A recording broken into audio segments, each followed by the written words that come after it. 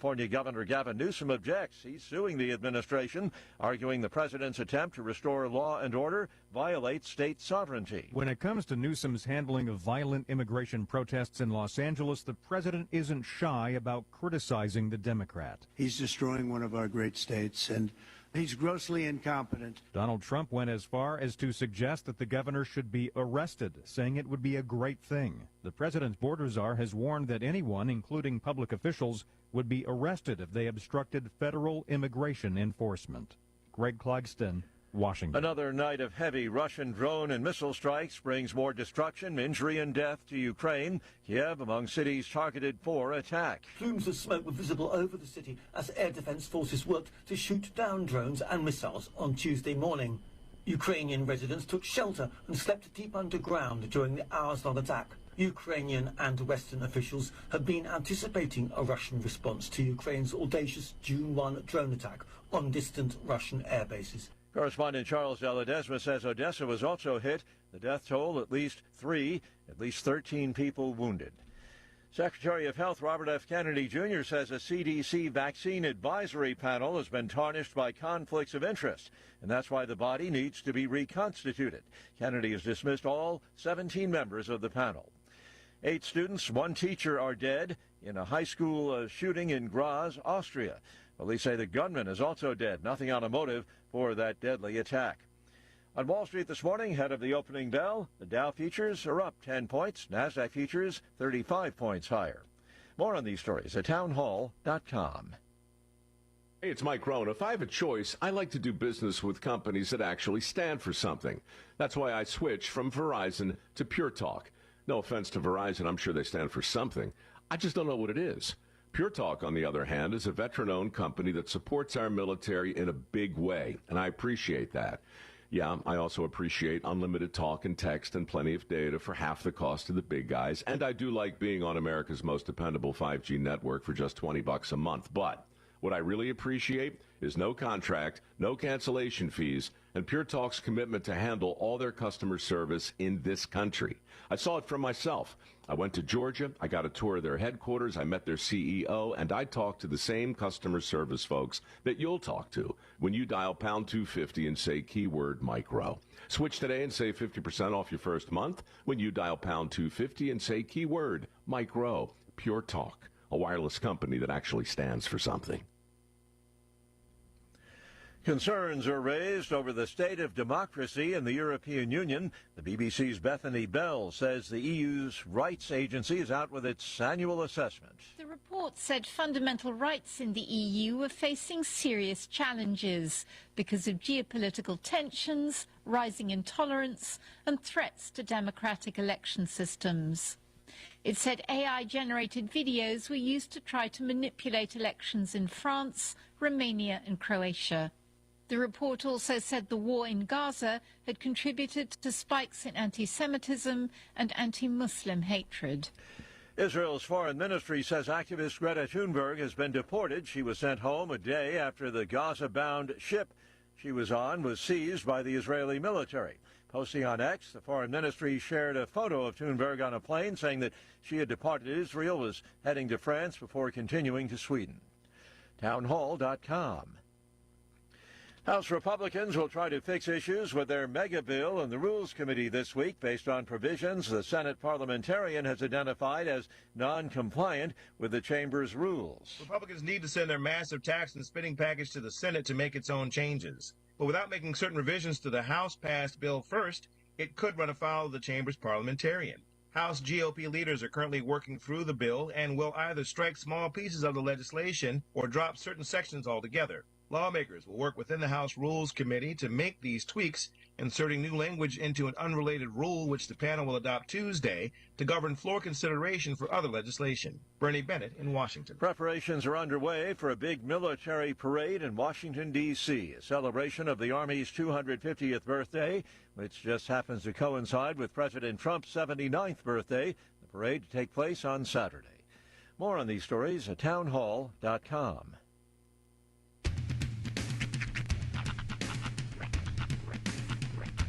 What in the wide, wide world of sports is going on here? I promise you, Whatever scum did this, not one man in this force will rest for 1 minute until he's behind bars. Now let's grab a bite to eat. Yeah, come on. I feel the hot wind on my shoulder and the touch of a world that is older. I hit the switch and check the number. I leave it on and then I slumber. I hear the rhythm ringing through it. Flamenco guitar and cumbia music. I hear the talking of the DJ. The travel listen, what does he say? I'm on a Mexican radio. I'm on a Mexican radio. Broadcasting live from high atop the J.P. White Building in downtown Roswell, New Mexico. It's Mornings with Mike Winters on 106.5 Roswell's Talk FM. Is that what I sound like when I talk? Now, here's your host, Mike Winters. And good morning, one and all. Welcome to a morning without Mike Winters. That's right, I ain't he. That wouldn't be me, Mixmaster Mike Winters. No, Mike is off enjoying his vacation time. I'd imagine by now they've crossed the border into the great north of Colorado and are off just gallivanting. Actually, right now, I'm pretty sure they're staring at the backside of their eyelids if you're doing vacation right, because we're lined up in the same time zone. So, yeah, Mike, hopefully you're fast asleep and visions of sugar plums dancing in your head or whatever it is you dream about. But you got me for the rest of the week. Hopefully we can all make it through. I was just talking to Jocelyn. I was mentioning how it kind of feels like every single day is just like running together. It's like Matuither Friday. And it just feels like every single day is exactly the same. You get into these routines, I just spiked the camera. Hi, everybody. You get into these routines where you just, you wake up, get ready, go to work, get the kids where they need to be, go about your business, dinner, that whole thing. It just, and the routine has fully set in to the point where I actually said, let's go check the video. Was I wearing this shirt yesterday? And no, it turns out I wasn't. Thank goodness. I made the right choice this morning. But hopefully your Tuesday is off to a better start on this fantastic second day of the rest of your life. Now, we got to get things going kind of quick because we do have a couple of interviews I want to get played this hour. So let me go ahead and give you the rundown of the program. We're going to start things off here in just a few minutes. We're going to play an interview I had with the ladies from the Chavez County Federated Republican Women and a scholarship winner that wrote an awesome essay that she read a portion of during this interview. It's Miss Polly Hartman and Charlotte Gourlay from the Federated Republican Women. And they were joined by Brindle Gentry. She's the recipient of that scholarship and the writer of that essay. So we're going to play that interview coming up here in just a few minutes. And then after that, we're going to replay the interview that Mike had last week with the folks from the Carlsbad Gym and Mineral Society because they got a big event coming up this weekend, this Father's Day weekend. The Gym and Mineral Society presents The Rock Show. It's coming up to this weekend at the Living Desert Zoo and Garden State Park in Carlsbad. So we're going to play the interview that Mike had with the Hursts, Felicity, Katie, and Michael, as well as Monique Pickens from the Carlsbad Gym and Mineral Society here in just a few minutes. Then in the 8 o'clock hour, around 8:15 or so, we'll hopefully be joined by Dr. Sean Powell or a representative from Eastern New Mexico University, Roswell. We'll run down all there is to talk about the summertime schedule and how things are going out on campus. More on that coming up in the 8 o'clock hour. Then in the 9 o'clock hour, around 9:15 or so, we're going to be joined by Heron Williams from Prince Hall Masonry. They're doing a fundraising event coming up here later on down the road. So we're going to talk about that coming up as well. Plus all of your hourly features, Kim Commando report, if we can get to it, all the other fun stuff that we have laid out for you on this Tuesday morning. But right now at 9 minutes after 7 o'clock, let us get you up to date with the weather.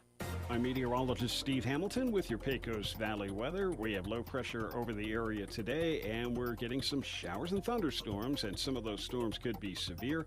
Large hail and damaging wind possible through the day will be in the mid-80s. Some thunderstorms hanging around for the overnight hours, too. Looks like mid-60s, and then a few leftover showers and thunderstorms in the afternoon on Wednesday. A little bit more sunshine will hit about 90. I'm meteorologist Steve Hamilton, and that's your latest forecast. Thank you, Steve. Currently 63 degrees around Roswell Way. By the way, that storm system that ran through Roswell last night, it was kind of peaceful. I'm not going to lie. Everybody was, talking about, the rain was coming down. It was nice. A little pitter-patter on the roof. Kind of enjoyed it. But more of the same today. We do have a slightly lessened chance of rain than we had yesterday, or than we had predicted for today yesterday. That makes sense of that sentence. Currently, it's 63 degrees. Humidity is at 78%. Winds out of the northeast at around 8 miles an hour. The barometer at 30.09 inches with a dew point of 56 degrees. Looking for a 20 to 60% chance of rain throughout the day. The 20% chance coming early in the day. Again, partly sunny, a high of around 86. Only about a 20% chance of rain until about 3 p.m. And they're calling for a 60% chance of rain this afternoon and evening. New rainfall amounts of less than a tenth of an inch, except higher amounts possible in thunderstorms. 30% chance of showers, thunderstorms before midnight tonight. Some of those storms could be severe, mostly cloudy, a low of around 62 degrees. Winds out of the southeast 5 to 10 miles an hour. 20% chance of showers and thunderstorms afternoon, mostly sunny with a high of around 89. Winds out of the south 5 to 10 for your Wednesday. For Wednesday night, mostly cloudy, 65 degrees. Winds out of the south 5 to 10. Mostly sunny for your Thursday, a high of around 94 degrees. Winds south out of the south 5 to 10 miles an hour. Partly cloudy, 66 for your Thursday night, and then we're back to the heat wave. 97 for the high on Friday, 98 for the high on Saturday, and nigh on triple digits for the weekend. 100 for your Saturday, 101 for the high on Sunday. Oh, get this, 102 for the high on Monday. So that'll be fun. Just, stay hydrated. And that includes your electrolytes. All right, don't just chug a bunch of water. It'll mess you up real good. 12 minutes after 7 o'clock, going to pause, pay a couple of these bills. Got your Smiley Wooten stock or market report coming up here in just a few minutes. And then we'll have that interview with the Chaves County Federated Republican Women on the other side of these on a morning without Mike Winters. Stay tuned. Steep Street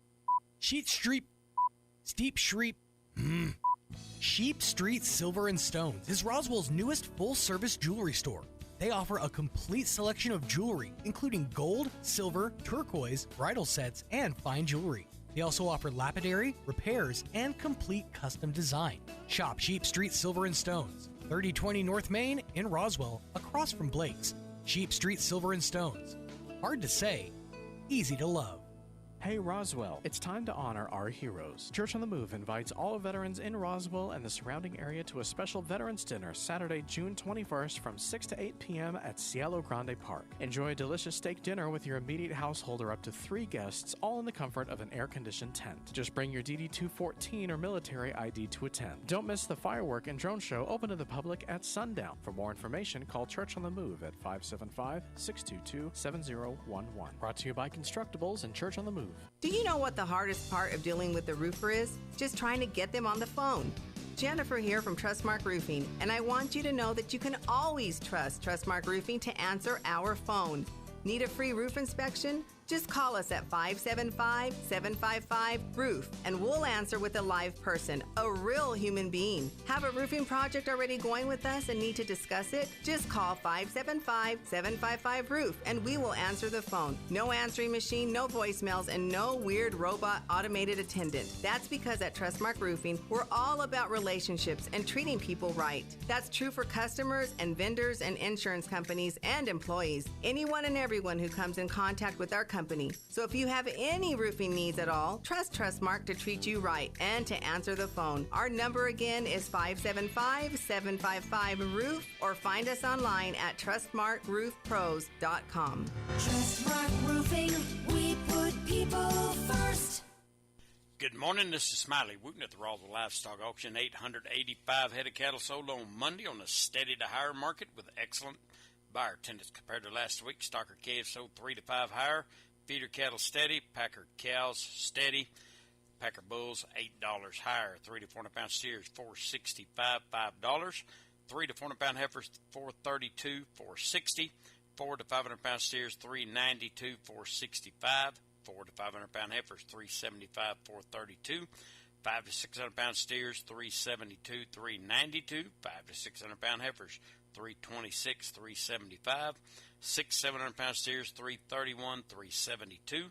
6 to 700 pound heifers, $298, $326. 7 to 800 pound steers, $312, $331. 7 to 800 pound heifers, $260.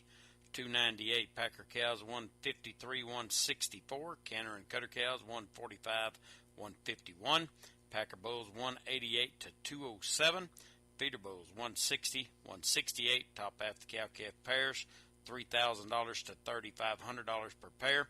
Top half the bred cows, $2,400 to $2,675 per head. We do appreciate the business, and let's all pray for some rain. This is Smiley Wooten, Roswell Livestock. Here's a Mornings with Mike Winters fun fact. Turtles can breathe through their butts. We imagine you know some people who do that too, because that's where their heads reside. Here's Mike Winters. And what are we talking about today? Well, I just wanted to let you know that we do have our monthly luncheon that is scheduled for June 18th. And our guest speakers for this month is going to be Diana Luce, who, of course, is our district attorney for District 5. Sure. And we also have Commissioner Greg Nybert, who is with the Public Regulation Commission. Excellent, excellent. So what's the general topic of conversation for this month's meeting? Well, they're going to give us an update on Diana Luce is going to give us an update as far as the border changes and what she's seen come across since, some of the changes have been implemented and just, some of the things that are going on out there. And, of course, Commissioner Greg Nybert is going to be giving us his vision for the PRC over the next year. So a lot of informative information. So, absolutely. It's obviously, it's an interesting time to be a part of one of these organizations, coming off of the election. People are kind of, looking to kind of take a deep breath and focus elsewhere. But obviously, the job is still at hand, so to speak. Right. We still got stuff to do. So that meeting is 1 week from Wednesday. Yes. It will be June 18th. The doors open at 11:30. They start serving, and our meal this month is going to be a chicken fried steak, baked potato, and green beans. And of course, we do have dessert. All of that for $17. That's a pretty good deal. Yeah, it is. I got to tell you, I have been on a journey to find chicken fried steak over the last week. I ordered through DoorDash chicken fried steak, and it came without the gravy. Oh, I was heartbroken. That's the best part. You can't eat dry chicken fried steak. Are you kidding me? Right. So when you said that, my ears perked up a little bit. So that's awesome. So 1 week from this Wednesday, 11:30 p.m. doors open, and again, $17 is all it takes to get you fed and get your mind fed too, because it's gonna have a lot of great information. Right. As we head into the back half of 2025, and of course, our eyes fixed pretty solidly on 2026 and midterms and things of that nature. So we do hold the luncheon at the Roswell Elks, which is at 1720 North Montana. Okay, so 1720 North Montana right there. Yes. Mm-hmm. And that again, 11:30 a.m. is when things will 11:30 a.m. Yes, the doors open, and we start serving immediately after. And you can find us on Facebook. You can, reach out to any one of the members and RSVP for the luncheon. Mm-hmm. So yeah, make sure to let them know you're coming so we can have enough food and everything prepared, and obviously enough seating. So fantastic. So that's going to be happening 1 week from this coming Wednesday, and again, 1720 North Montana at the Elks Lodge. So let's chat about why Miss Brindle's here today. By the way, Miss Brindle, how are you doing this morning? I'm good. How are you? Doing pretty good. Doing good. It's interesting being on this side of things. I'm usually where you're sitting in the second banana seat, as I call it. But I got to fill in for Mixmaster Mike this week. But that being said, I understand you are a winner of a scholarship. Correct? Well, I can go on about that. Sure. Brenda was one of 3 winners of a patriotic essay contest that our organization sponsored. And we are so glad she was one of the 3 that could join us today. But when we were on last month, we told about this essay contest, but we didn't announce who had won, because the next day we went to Gateway and presented them their certificate and checks. But Brendel was one of the girls. The other two were Ashlyn Ryan and Annabelle Carter, and both of them we were hoping would be on the program today, but they're both out of town. So we thank. It's summertime. Yeah. Folks got their minds on vacation, of course. So Brendel, we're so glad to have her here. Absolutely. Well, Brendel, tell us a little bit about yourself. Where do you go to school? I go to Gateway Christian School. Okay. What grade are you in? I'm going into freshman year. You're going into freshman year, so you're stepping up from middle school into the high school experience. Yes. Now, Gateway, though, it's kind of all-encompassing, so you're kind of with the same people you were with at 8. Yeah, definitely. Well, very cool. So are you nervous at all? I mean, I know that the freshman jitters happen, of course. You got a new environment to fit into. What are you most excited about heading to high school? Probably getting to go to like the dances, like homecoming, eventually prom, getting to just do the things that we didn't really get to do in middle school. Right. It's definitely a changing of the guard, so to speak. I never got to go to one of those schools that stayed, with the classes all throughout. So that's got to help with the transition a little bit. But high school's, it's never easy to transition into. Yeah. What's your favorite subject? I like math a lot. Get out right now.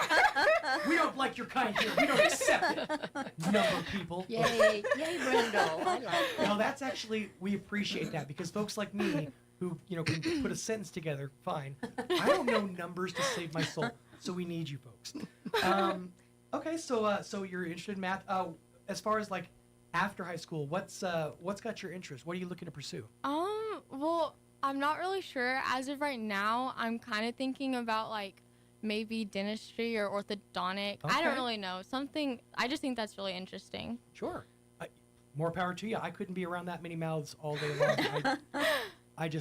I've been in my dentist chair when he's working on my mouth, and I'm disgusted. I'm like, I don't know how you deal with it, but that's really cool, and we need more folks who are focused on care, especially here in southeastern New Mexico, because so often we have people who get the education, who get served with this education, and they go elsewhere.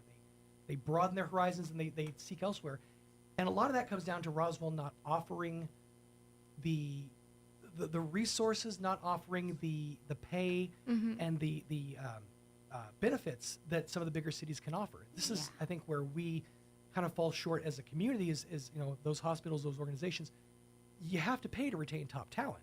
So this is, I think, where those folks, if we want southeastern New Mexico to succeed on all levels, we kind of have to step that game up a little bit. So it's folks who are passionate about going into a medical field that they get me excited, that make me happy, because it lets me know that there's still some life here in southeastern New Mexico. It's just I've aged out of it, Now it's all on you, and it's on y'all's shoulders. So cool. So you're going into freshman year, and you're going in with already a scholarship. You're ahead of the curve. That's pretty cool. That's really awesome. So are you going to stay? Are you thinking about staying local when you graduate, or are you going to pursue elsewhere? Well, I'll probably go to college somewhere. I'm not really sure where. Not in Roswell. Barbados, man. Few years to figure that out, Yeah, of course, you got plenty of time. Yeah. Well, very cool. So, if you don't mind my asking, how much was the scholarship? Is it we'll just say this was actually not actually a scholarship. It was just a contest. Okay. We also do have a scholarship program that Charlotte can mention to you, but this was for 8th graders. Oh, and we just did it at Gateway School the last couple of years. But Brendel, I think, got a check for $100, nice. I believe. And we had, like I mentioned, the 3 girls. So it's more of just a prize for their efforts to write a patriotic essay. So your essay, what was your topic as far? I know obviously patriotism, but what did you focus on in your essay? Just kind of what I believed like it meant to be patriotic, how people how we express that, how we show our gratitude to our country. Also, I talked about who I thought was the most patriotic, which was George Washington. Okay. I just. Hey, he's the OG. I get it. He's the original. That's awesome. We wouldn't have what we have today if it weren't for George Washington. That's exactly what her essay described about him. We had 3 questions we asked the contestants to answer. One was what is the definition of patriotism. Okay. Who is the most patriotic person you know or know of? And then how can you or I be more patriotic myself? So That's one of those things that it ebbs and flows. I mean, I'm old enough to say I was around and alive after 9/11. And for a long time, there was a mindset in this country of, we need to get back to the 9/12 mindset of, we just got rocked. Now let's come together as one and do something about it. And it's pride in our nation. And that's an amazing thing is to know that, we live in a place that we can be proud of, that earns our patriotism, earns our respect. And again, we couldn't have what we have without the folks who serve. So of course, we thank the folks out there who serve and make the sacrifices they make so we can have that freedom. There's a lot of cogs in place to make sure that patriotism works. And it's awesome to see that folks at a young age are taking note of that. We did have 25 essays that we read, and it's hard to choose winners, but we. I tried to enter an essay writing contest when I was a kid.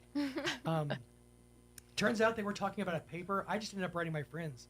They're like, "Do you write an essay?" I wrote 3 essays. I wrote my essay up in Albuquerque. I wrote my essay over in Rio Rancho. My essay down in Berlin. Nobody responded.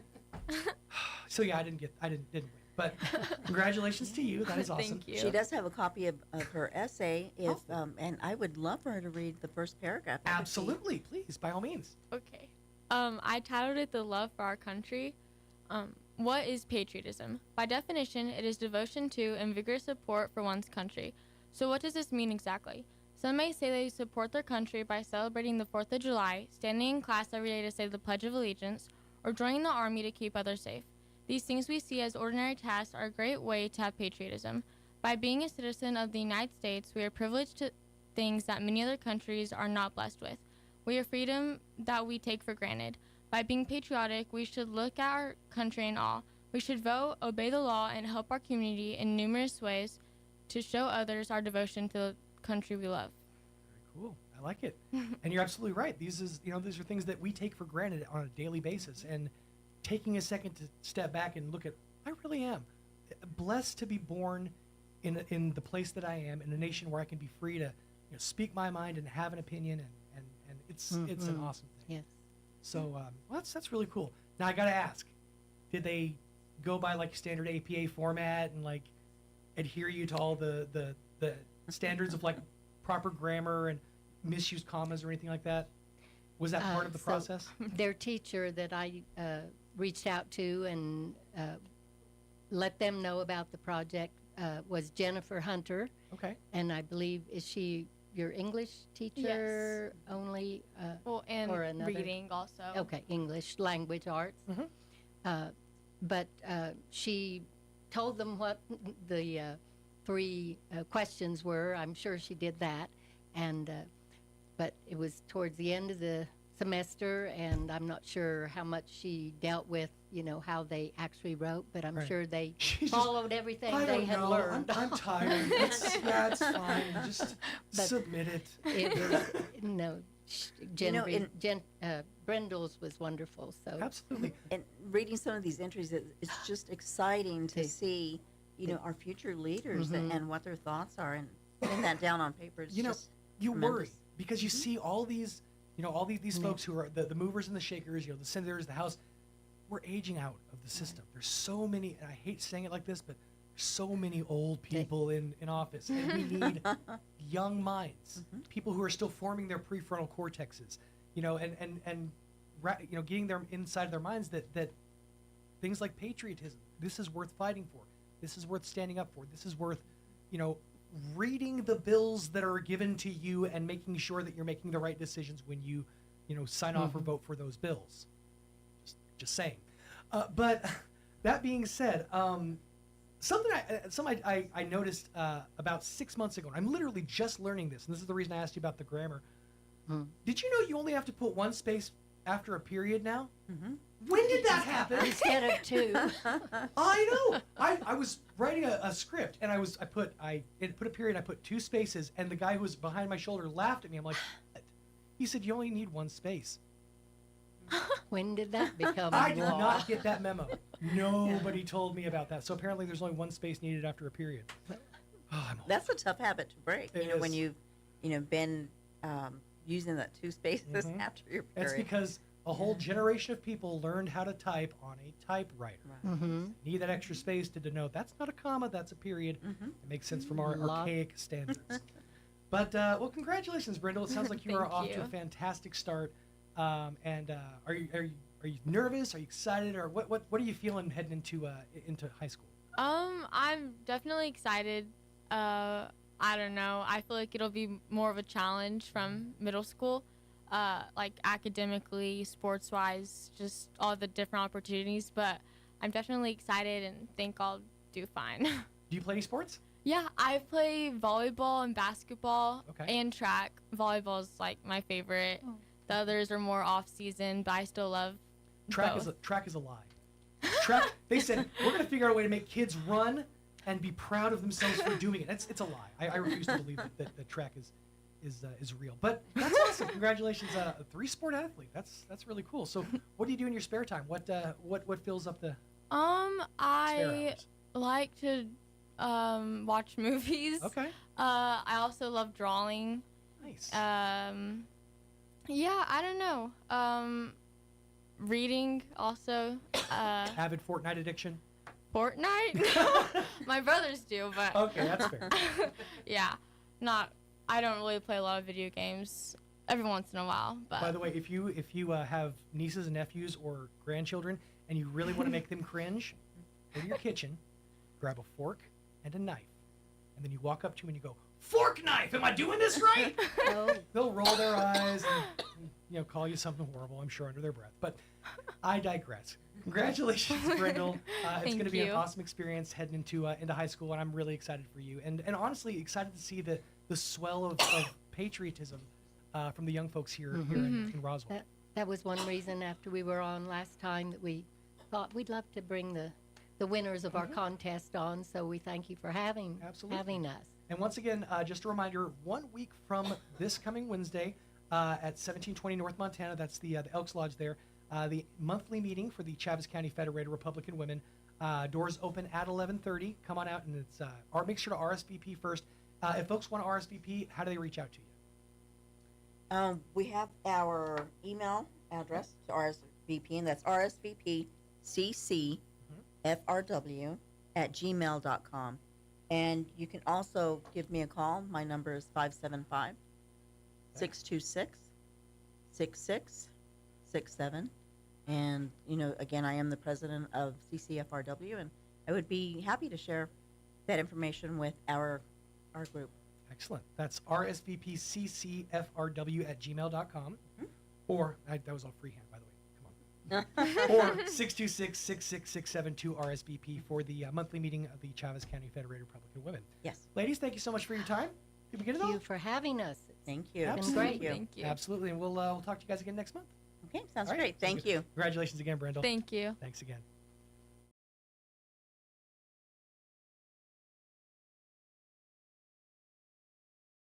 That was all freehand, by the way. Come on. Or 626-666-672 RSVP for the monthly meeting of the Chaves County Federated Republican Women. Yes. Ladies, thank you so much for your time. Did we get it all? Thank you for having us. Thank you. It's been great. Thank you. Absolutely. And we'll talk to you guys again next month. Okay, sounds All right. great. Thank you. Congratulations Now again, for your Brindle. Pecos Valley News Update, I'm Jared Sorello.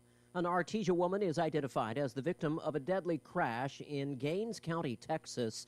31-year-old Miranda Mariah Green died in the Saturday crash near County Road 213 and US 62 at about 7:30 Saturday evening. State police reports show Green was driving behind a semi-truck and was preparing to turn left, but was going too fast and struck the rear of the semi. The report says Green was wearing a seatbelt at the time of the crash, and weather was not a factor. The Curry County Sheriff in southeast New Mexico has signed an agreement to partner with ICE. The deal comes amid controversy over ICE raids in several areas of the country. Sheriff Michael Brockett says he believes the agreement will, quote, be another tool in the tool belt for me to keep my community safe, unquote. The agreement gives deputies authority to perform limited immigration officer duties and serve and execute search warrants on illegal aliens at the county jail. You're up to date. I'm Jared Sorello. Here's a Mornings with Mike Winters fun fact. Alaska is the only state name that can be typed on one row of keys. Go ahead and try typing the other 49 states. We'll wait. Here's Mike Winters. Studio this morning to talk the rock show from the Carlsbad Gem and Mineral Society here. Joining us this morning, we have Katie Hurst and Monique Pickens. Also, Felicity and Michael Hurst as well. Good morning, everybody. Good morning. Good morning. Hello. Oh, in unison and everything. Perfect here, too. So, coming up Father's Day weekend, June 13th, 14th, and 15th, out at the Wildlife Refuge there. Living Desert Zoo Wildlife and Garden. Yeah, State Park. They are going to have your 2025 rock show. Yes. And it's going to be a weekend full of fun with rocks and all kinds of stuff, from learning about lapidary and stuff to collecting and buying rocks and things like that. But just kind of just seeing all things rocks, pretty much, right? Yes, exactly. Good deal. Absolutely. So you guys big rock? Are you a rock collector? Okay. How'd you get started in rock collecting? We used to go Pecos diamond hunting, and we still do that now, along with arrowhead hunting. Okay. And then my mom came up with the idea for joining a rock family, and I agreed. Okay. How long have you been doing it? About a year. Okay. Almost 2 years.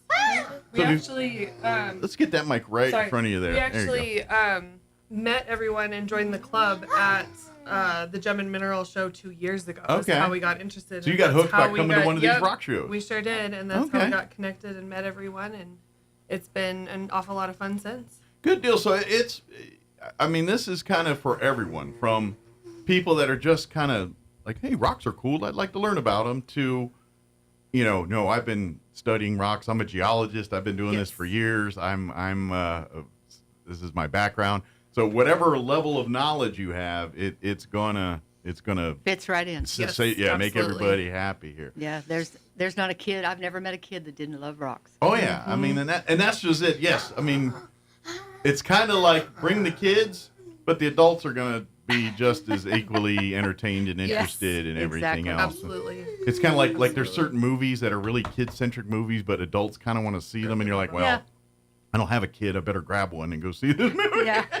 Yeah. No, not all the memes about like the kids and like not having enough pockets for rocks. I mean, we're a whole club of people that just still need bigger like-minded, sure, and like-minded more rocks. Yep.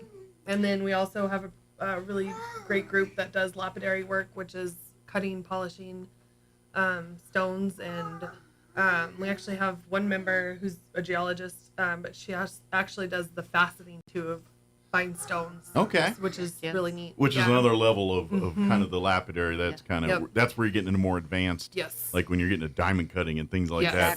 That's where you're getting into that level of stuff. And that is advanced because it's not easy to do. No. Well, what is it? The hardest surface in the world, a diamond, and you just can't. Yeah.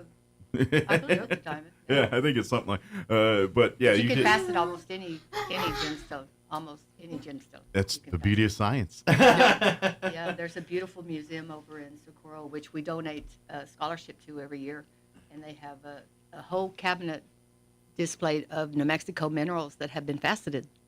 Beautiful. Nice. Yes. So you guys are based out of Carlsbad. Is that like for folks here that want to get more involved? Is there stuff around here, or does it come see you guys in Carlsbad? Well, all the way from here down to Carlsbad, you can find Pecos diamonds along the river. Sure. I mean, as far as actually rocks, but like a society or someone to kind of. So we're artisans, and the three of us are artisans, and we actually make. You go down to Carlsbad. Yeah, we go down to Carlsbad, and it's once a month for meetings. Okay. And then we usually have some sort of a trip that the group goes on, maybe like once a month or every 2 months, kind of depending on how it works out and what the weather's like. But love to have some folks from Roswell want to come on down and be a part. Yeah, there's folks with all sorts of collections, and neat things, and we'd love to see it. And I'm guessing everybody's collection's based on what like their favorite thing is. Like someone's like, look, I'm into shale or whatever it is, and so they're probably centric on that. Or someone's like, no, I love more, where you're even getting to, like you said, arrowheads and stuff, more human artifacts, human, and archaeological things and stuff like that. Yeah, fossils. Meteorites. Yep. Yeah, that stuff is because it all breaks down into the the earth at some point, Exactly. And earthly things. And some people like micro mounts, which is your really small minerals with crystals or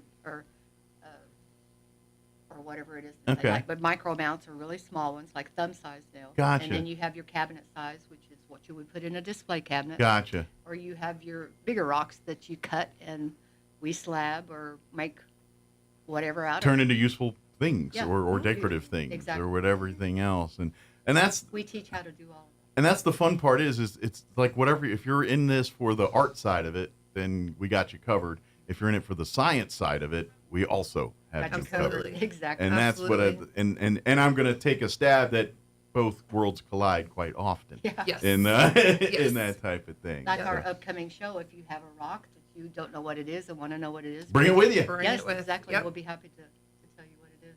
Excellent. So let's talk about the it's gonna be that Father's Day weekend, the 13th through the 15th there at Living Desert Garden State Park there in Carlsbad. What's like? I know there's gonna be silent auctions. There's gonna be different. Talk about some of the actual different little events that are gonna be going on over the 3 days there. What do you like to do the best at the show? It's probably the rock wheel. Your prize wheel. Mm-hmm. Okay, is that the Wheel of Fortune rock? I was reading about that. I wasn't sure what it was. Tell me what it is. It has polished rocks. It has regular rocks. It has all of that. It even has these little shells. Okay. What they make them like little bugs. Okay. Oh, yeah. And they have little googly eyes. How do you get them? You have to. It's either sometimes they're just put in the random places. Okay. But sometimes they're in the middle four, which. Explain how the wheel works. You have to spin it. Okay. And when it spins, you land on a number when it stops. Okay. And that number that you get that prize. Okay, so kind of like Wheel of Fortune. You get the number there, and then you get that, and it could be a googly-eyed rock. It could be something different. Yeah. Just depends on the spin. Mm-hmm. Nice, very good. So do you have some of your collection? Did you win off a Wheel of Fortune rock like that spin? I last rock show. Mm-hmm. I got a bunch of those seashells with the googly eyes and legs. Okay. You procured some of those. Got some of those ready. And it's not just the ones in. It's not just one. It's not just the only rock show that has it. We've been one. Was it Wyoming or Montana that we went to that one? No, I can't. I think that one was in Montana. Okay, so you've grown all around the country doing this stuff, huh? I thought I got a regular rock, but we slabbed it. It was one of those geodes. It wasn't like the geodes that had the little crystals. It was just the clear one. Okay. Mm-hmm. Nice. He's a knowledgeable. I'm about to say the fact that you're talking about words, using words like geodes. It's a lot of that's not vocabulary a child your age uses very often. That's pretty cool. Tell what you found at our last excursion out. Where were we at when he found azurite? At Lordsburg. What did you find at Lordsburg? There was like this copper. Okay. Mixed in with, and there was a bunch of azurite. And malachite. Oh wow! So it was like a little cocktail of things in there. And all just naturally, over time, put together there. Yeah, huh? you could even find the azurite on top of the copper or malachite. Wow. I got a couple of those. That's pretty cool. Yeah, he learns a lot. He really picks up on it. So what like when you go looking for rocks? Do you have a certain thing you're looking for? Or you just kind of walk around and just see what happens? Or you're like, no, I'm looking for this. For me, it's looking. I get stuff I want to look for, but sometimes there's random cool things that I go after too. You're like maybe looking for something specific, but then you accidentally find a bunch of other stuff. You're like, I didn't find what I was looking for, but I found all these cool things. Yes. Look at that. Yep. Good deal. You ever find any other things like money or stuff like that? No. Unfortunately. No, that stuff gets collected, doesn't it? Yeah. But in Lordsburg, we did go to this little site. It was one of those ditch mines. Yeah.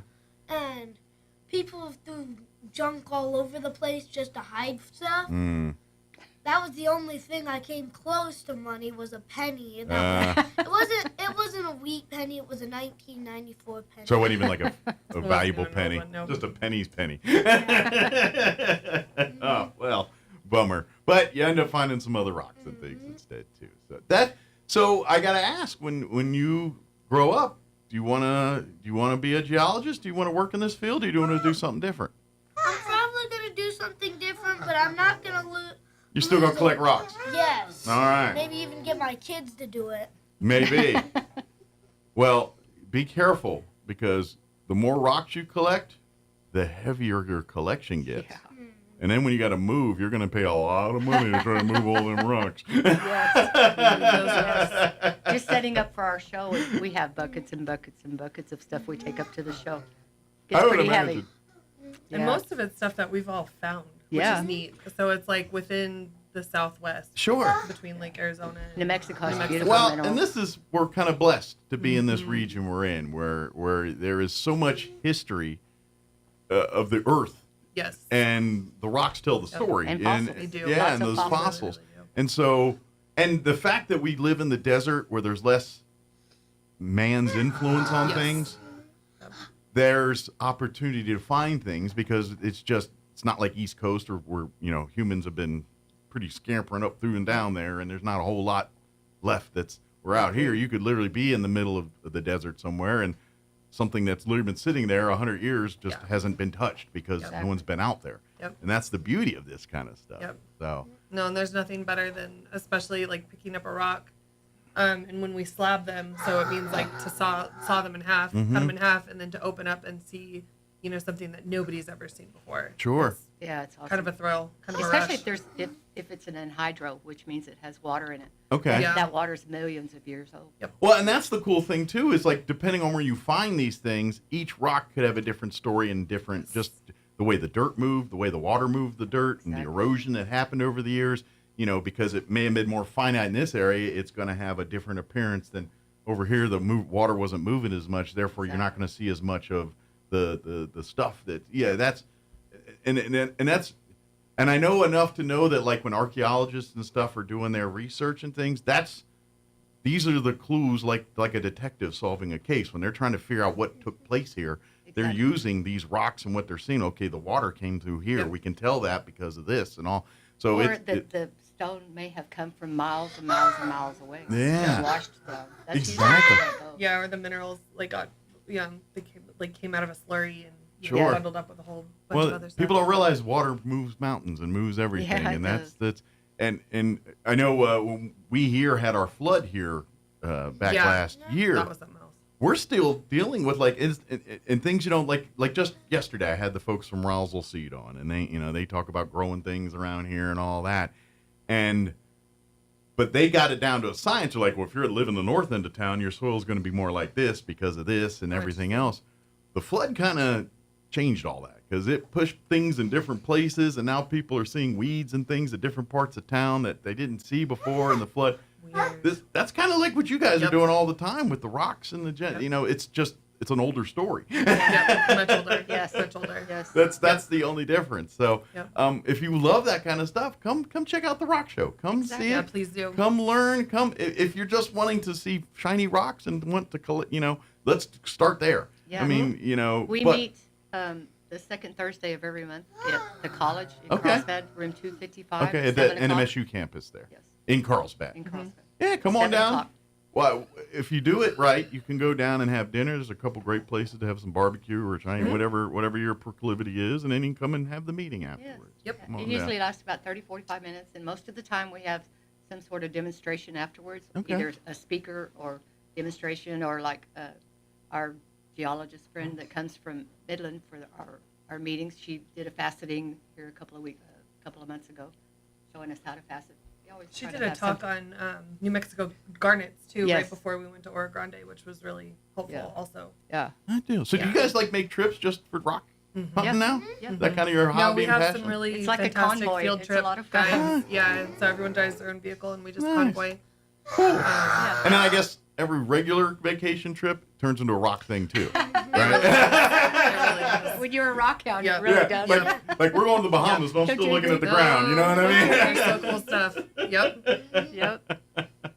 Even if I was at the Bahamas, I think I'd still be looking for rocks. Exactly. That's what I'm saying. You're 100%. there, and it's like, well, it makes complete because and to be honest, it's a different story, which means it's a different thing. You're going to be, when you come to different parts of the world, you're going to see different types of rocks, different types of formations, different, it's kind of like you look at like the mountain chains, the Rocky Mountains and the Appalachian. The reason one's bigger than the other is because one's a lot older than the other. The Appalachian Mountains are a lot older, and that's why they're more rounded and flat, where the Rockies are newer and taller and bigger and everything else. But the stories, you dig into those, you learn the story, and that's basically what you guys are doing every day is unearthing that story. Yeah, and it's fascinating, like the mining history of New Mexico that goes along with it. We were Oh, just yeah. at Hachita, or is it Hachita?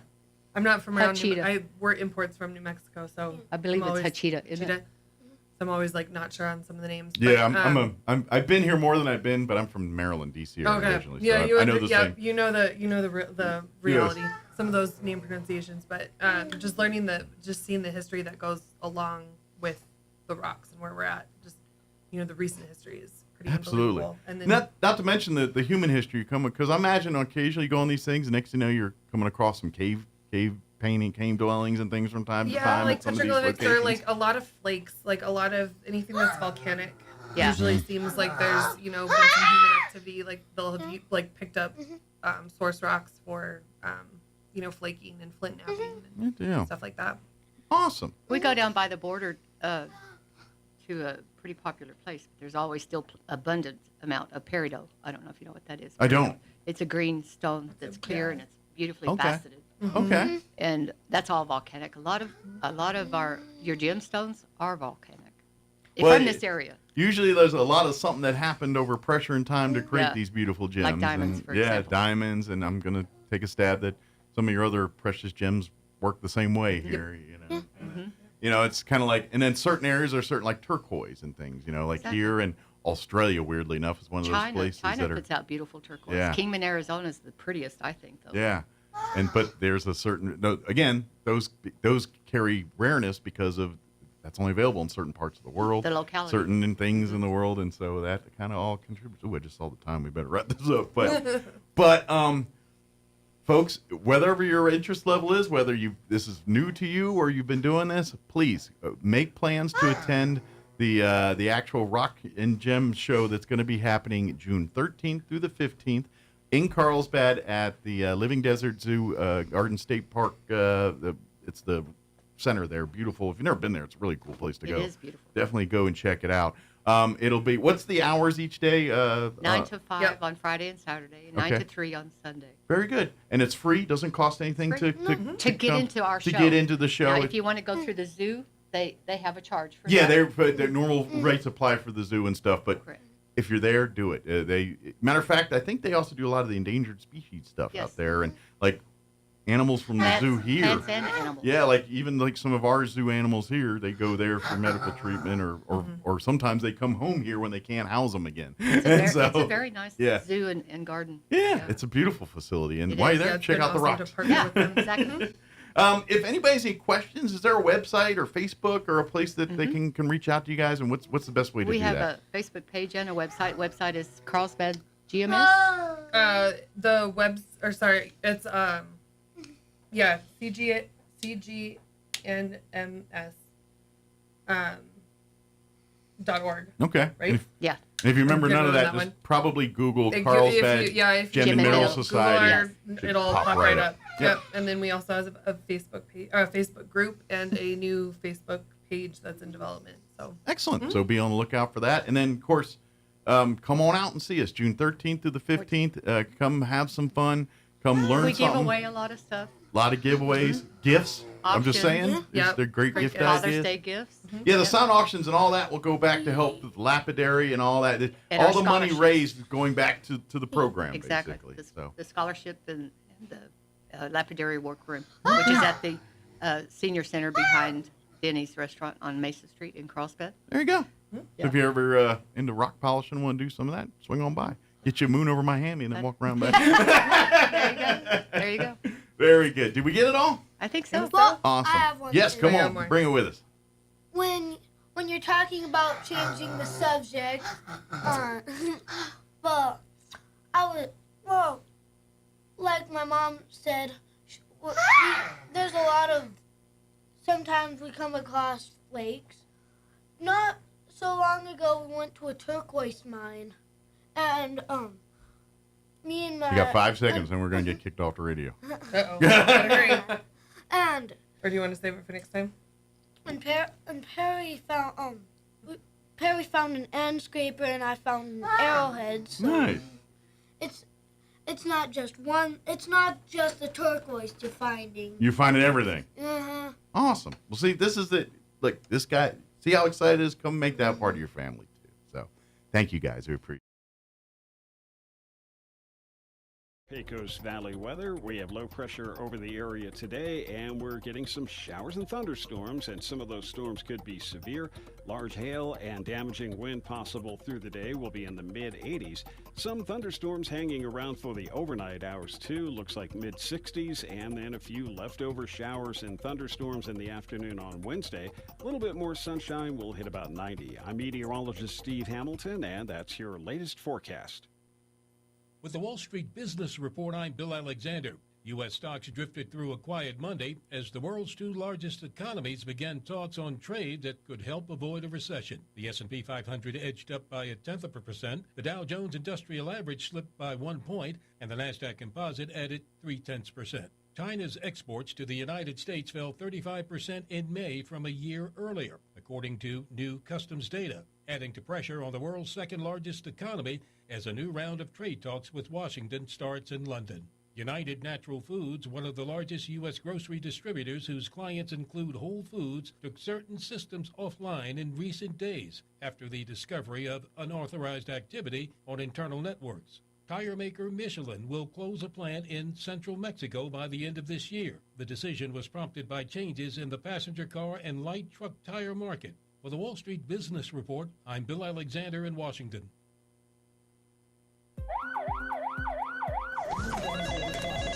In a medical emergency, every second counts. Artesia General Hospital's emergency department is open 24/7, staffed with highly trained professionals ready to provide life-saving care when you need it most. Don't wait.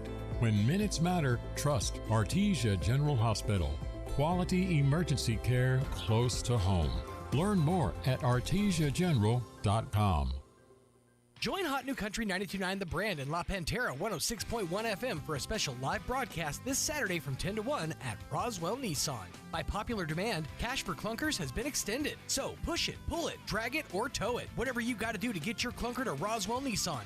Because this weekend only, Roswell Nissan is offering up to $5,000 towards any new vehicle, including the all-new 2025 Pathfinders and Armadas. We'll be there with free lunch, stuff for the kids, and more. See you Saturday, 10 to 1 at Roswell Nissan, 2111 West 2nd.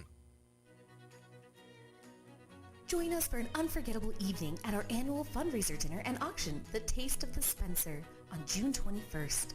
All proceeds will support the Spencer Theater in furthering our mission to enrich the cultural lives of South Central New Mexico's residents and visitors. Tickets are $135 and can be purchased online at spencertheater.com or by calling the box office at 575-336-4800. We'll see you at the Spencer. Playing dance music can help ward off mosquitoes. Now you have a reason to invite Pitbull to your next pool party. Here's Mike Winters. And good morning. 1 minute away from 8 o'clock, closing in on the top of the hour. Coming up next hour, we're going to be sitting down, chit-chatting. We have scheduled with the folks from Eastern New Mexico University, Roswell, chatting about the summer semester, everything going on out there, as well as the pool being open officially for the summertime season. I'm actually hoping to book that pool around my daughter's birthday, or they're close by, so that we can enjoy us a little pool time. But again, that pool open, and we'll be talking about the summer semester and the upcoming fall semester as well with folks from Eastern New Mexico University, Roswell. That's next hour on A Morning Without Mike Winters. Stay tuned. Roswell's home for talk radio is 106.5 FM, KEND Roswell. News this hour from townhall.com. I'm Rich Thomason. A fourth night of chaos in Los Angeles. The BBC's Carl Naisman in L.A. We're just behind the police line here. This is a side street on the far side of the building, of that federal building, where many of the demonstrations really have been taking place over this past weekend. We're not far from that highway that was shut down yesterday in those very chaotic and volatile scenes. But right now, these are authorities forming a line, and they're trying to either safely escort people away, I mean, that's when you continue to back up, or they might be preparing to make arrests. Saying that law and order must be restored, President Trump has dispatched 2,000 more National Guard troops to L.A., along with 700 Marines. California Governor Gavin Newsom is suing the administration over the deployments, arguing they're unlawful and violate state sovereignty. It's been a deadly school shooting in Graz, Austria, with the 21-year-old gunman said to be among the dead. Mayor Elke Carr described the events as a terrible tragedy. The Austria press agency reports. The report adds the fatalities were 7 students and 1 adult. Carr also says that many people were taken to hospital with injuries. Special forces were among those sent to the Borg High School after a call at 10 a.m. local time. At 11:30, police wrote on social network X that the school had been evacuated and everyone had been taken to a safe meeting point. And they believe there's no longer any danger. Graz, Austria's second biggest city, is located in the southeast of the country and has about 300,000 inhabitants. I'm Charles Dillon. In Ukraine, officials report 3 people killed, 13 others wounded, in a fresh wave of Russian missile and drone strikes overnight. On Wall Street, the Dow down 5 points. More on these stories at townhall.com. Here's an important message from the Diabetes Solution Center. Do you like pricking your fingers to test your blood sugar levels? No one does, but it's important to maintain your health. And now, by wearing a small remote device called a continuous glucose monitor, or CGM, you don't need to prick your fingers anymore. It's easy to use and helps you make more accurate diabetes treatment decisions. If you are testing your blood sugar 3 or more times daily, injecting insulin, or using an insulin pump, call the Diabetes Solution Center right now. And if you have Medicare or most major insurance coverage, you may be able to get a new CGM at little to no out-of-pocket cost. Shipping is free, and we'll even bill your insurance company for you. If you are testing your blood sugar 3 or more times daily, injecting insulin, or using an insulin pump, call the Diabetes Solution Center right now to learn how to end the painful finger sticks and get your own continuous glucose monitor, or CGM, at little to no out-of-pocket cost. Representative Mark Green said Monday he plans to resign from Congress after 4 terms to accept a private sector job offer. The Tennessee Republican and Homeland Security Committee chairman said his retirement will begin after the House votes again on the GOP's domestic policy mega bill, now under consideration in the Senate. Green did not disclose the identity of his future employer. Under House rules, members are required to disclose negotiations with a future private employer to the Ethics Committee and are required to recuse themselves from matters where their future employment would pose a conflict of interest. The retirement could leave Johnson with a vacancy for several months. Bernie Bennett reporting. Off Mexico's Pacific coast, Hurricane Barbara continuing its northwesterly trek away from land after strengthening from a tropical storm earlier. The storm marked the first of the eastern Pacific hurricane season. The National Hurricane Center says swells generated by the storm will affect portions of the coast of southwestern Mexico over the coming few days. Townhall.com. Canadian Prime Minister Mark Carney says Canada will meet NATO's military spending guidelines by early next year. He adds that Canada will be diversifying its defense spending away from the United States. Carney says that Canada's military equipment is getting older, suggesting that the gear is ripe for replacement. One Minneapolis neighborhood celebrates a brand new landmark, and it's one that draws people from far and wide. The 20-foot-tall pencil was sculpted out of a mammoth oak at the home of John and Amy Higgins. The beloved tree was damaged in a storm a few years ago, but the Higginses saw it not so much as a loss, but as a chance to give the tree new life. The sharpening ceremony on their front lawn has evolved into a spectacle that draws hundreds of people to the Lake of the Isles neighborhood, complete with music and pageantry. Keith Peters, Washington. More on these stories at townhall.com.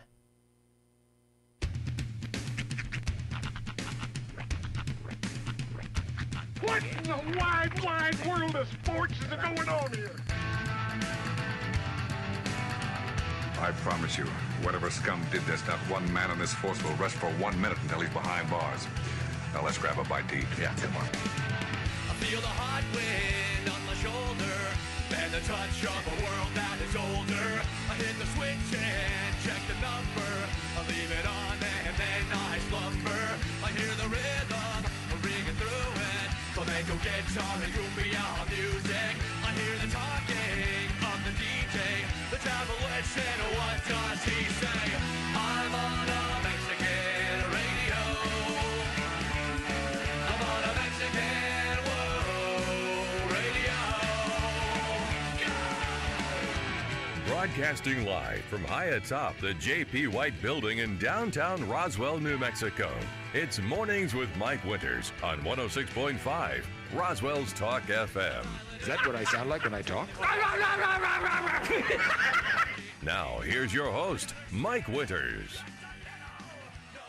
And good morning. 6 minutes after 8 o'clock. Welcome to hour number 2. Good news of a morning without Mike Winters on 106.5 Roswell's Talk FM. Happy Tuesday. Happy second day of the rest of your life. Time to get up, get at 'em, and do something about it. Unless, of course, you're one of the fine members of our educational staff, in which case, hopefully still getting a chance to stare at the backside of your eyelids, maybe just getting up, enjoying a nice cup of coffee, and or tea, or, broth in my case, or just doing something to relax a little bit, because doggone it, teachers, you earned it. As for you school kids, yeah, enjoy your summer. Shut up. Again, I know I come off as a bit bitter when it comes to summertime, but it's mostly just because, as a dad, especially one that's trying to be that tries to be fun dad, I have to facilitate their entire summer. That means both as a planner and also financially. Kids be expensive, man, and it's hard to get them to understand that good time doesn't necessarily constitute a cheap time, so to speak. So luckily, there's plenty of free stuff to get out there and enjoy around Roswell, especially if you're trying to stay cool. Although this week, temps getting a little bit of a break. We'll get your weather forecast coming up here in just a few minutes. But to beat the heat that was this weekend, thankfully, the splash pad over by the Aquatic Center is open for the summertime, and lots of kids were out there splashing and enjoying themselves. I did see, and I don't know if this is actually official, but I did see something on social yesterday that basically said the parts for the other 2 splash pads should be here on or around June 21st. So that's when they're going to start repairs, and hopefully they're hoping, I think, according to the city of Roswell, hoping to have it open for the 4th of July weekend. So fingers crossed, we'll have the rest of the splash pads back before the end of the summertime season. Which is, it's kind of weird, because usually my daughter whose birthday is in July, usually we, pull up early to the Burt Murphy splash pad over here on East 2nd and just kind of like wait around until somebody leaves the picnic table, and then we run over and grab the picnic table and we have our party there. It's just easier, it's free. They love the splash pad. It works out well. It being closed this year, maybe opening up the weekend before her birthday. We'll see, but we have made other plans just to be on the safe side. That being said, hopefully you're finding a way to enjoy your summertime, and hopefully not for too much money. just leave it at that. Mixmaster Mike is out, off enjoying Colorado, the Great White North. It's not the Great White North, but it is north of us. Part of it is white still, kind of. And he's going to be gallivanting around this week, enjoying himself, doing that Durango train ride, which I have always dreamed of. I follow this guy on YouTube. The channel's called Downey Live. And basically the whole thing is he just takes train trips from, like, the most recent one. It was a 3-parter. He went from the Arctic Circle all the way down to Africa with nothing but trains. Asterisk, because he had to take a ferry at one point, but that's not the point. It seems like a really cool just existence to get out there and just see the open, the openness of nature, especially the Durango Mountains, and especially this time of year is absolutely breathtaking. So getting to get up there and see the view from that their train car. And also the experience of, like, going to different cars, like going to the bar car, going to the diner car, and I know it's a simple concept. And I'm a man who has simple things that make me happy. It's just as easy as that. But I just feel like that's definitely the most woo-saw you could get, especially in a day and age and a time like we live in. The best getaways are the ones to just go where there's nothing but nature. That sounds fantastic. So hopefully Mike and his lovely young wife are enjoying their time in Colorado. But you got me for the rest of the week. I will be sitting here in the captain's chair, getting it done for the rest of this week. And hopefully your Tuesday off to a decent start. Hey, real quickly, wanted to put this on your radar. Coming up in just a couple of weeks. I know this year's flown by, but we're officially in the halfway point of 2025. And that being said, coming up on June 21st, you're invited to celebrate with a sky full of lights and a handful of burger if you get there early enough. It's a special fireworks and drone show that's starting at sundown on Saturday, June 21st at Cielo Grande Park in Roswell. Again, that's Saturday, June 21st, a few weeks before the actual 4th of July.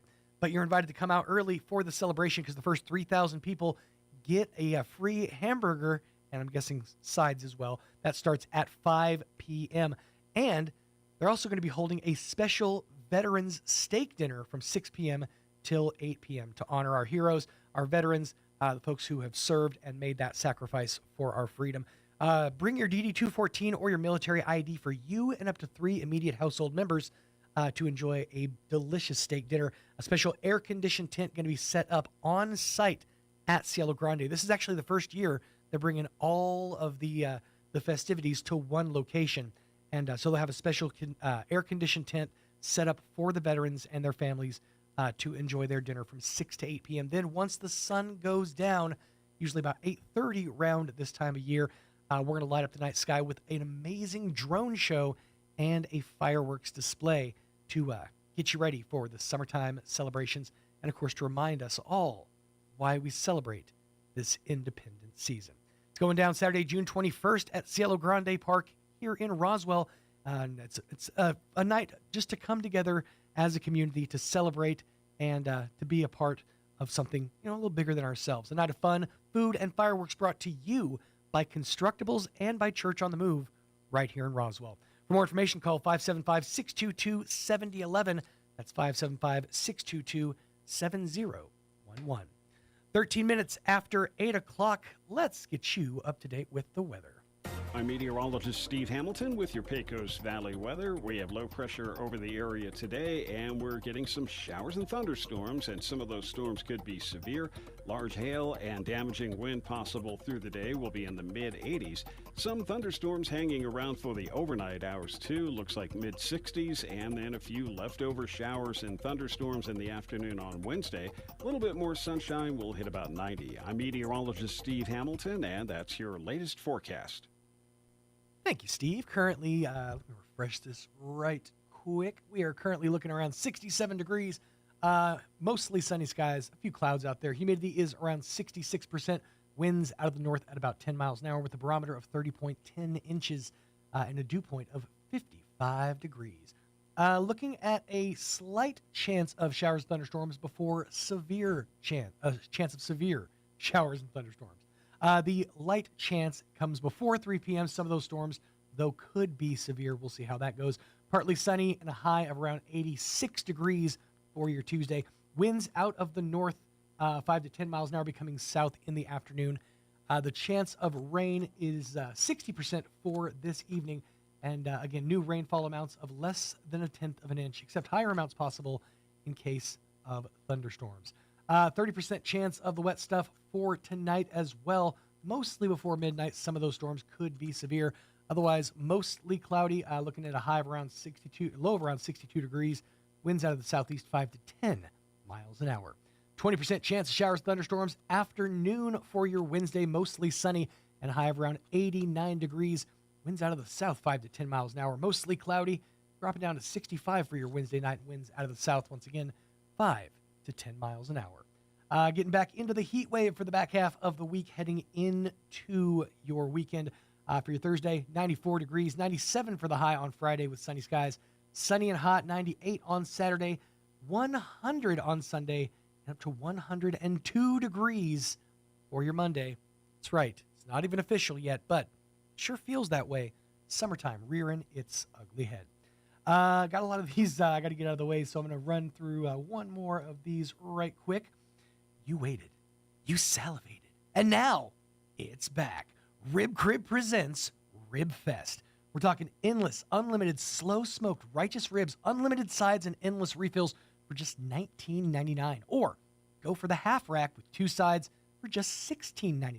It's all day, every day. It's your chance to choose from original, sweet and sticky, spicy Carolina, Tennessee Red, or Caribbean. You can mix and match as you go. And, of course, your favorite sides, including sweet and smoky beans, my personal favorite, the seasoned fries, fried okra, another favorite of mine, and so much more.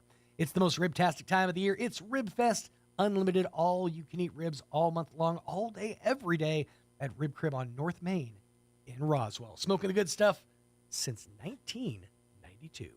16 minutes after 8 o'clock. Going to pause, pay a couple of these bills, and after these, I'll be sitting down with Eastern New Mexico University Roswell, Dr. Sean Powell, and chit-chatting all about what's happening in the summertime season out at the university off on the other side of these on a morning without Mike Winters. Stay tuned. Our dads shape our world by giving us the courage to dream big. This is Melanie from Glenn's Furniture, and it's time to let Dad know he's the heart of every memory, the wisdom in your moral compass, and the glue that holds your family together. Show him your appreciation with a new recliner from Glenn's. Thank him for every sacrifice and every smile with exceptional quality and comfort that lasts. Come see us for Father's Day on the corner of Union and Alameda in Roswell, where delivery is free since 1953. How do you find a roofing contractor you can trust? You can randomly pick one, cross your fingers and hope for the best, or maybe you can ask a psychic to predict who's trustworthy. Here's a better idea. Choose one who prefers using America's most trusted roofing brand, Owens Corning. And rest easy, because Owens Corning screens their contractors for reliability, professionalism, and customer service. Why take any chances? Owens Corning, trusted contractors, proven products. For an Owens Corning preferred contractor, visit owenscorning.com/roofing. For a free estimate, give Do Right Roofing a call today, 575-623-2273. Find them fast in names and numbers. You are 13.8% more likely to die on your birthday. Think about that the next time you want to celebrate your birthday month. Here's Mike Winters. And good morning, 18 minutes after 8 o'clock. And joining us in studio this morning, Dr. Sean Powell from Eastern New Mexico University Roswell. How are you doing this morning, sir? Good morning. I'm doing well, Sean. How are things going for you? Oh, it is summertime for the kids, for the teachers. It's, of course, nothing but bliss and fun activities. And for Dad, it's what's next, Dad? But we're making it through. It's been a fun summer. Obviously, summertime means things kind of slowing down just a bit. But, of course, it never slows down all the way at Eastern New Mexico University Roswell. The summer semester is officially underway. It is.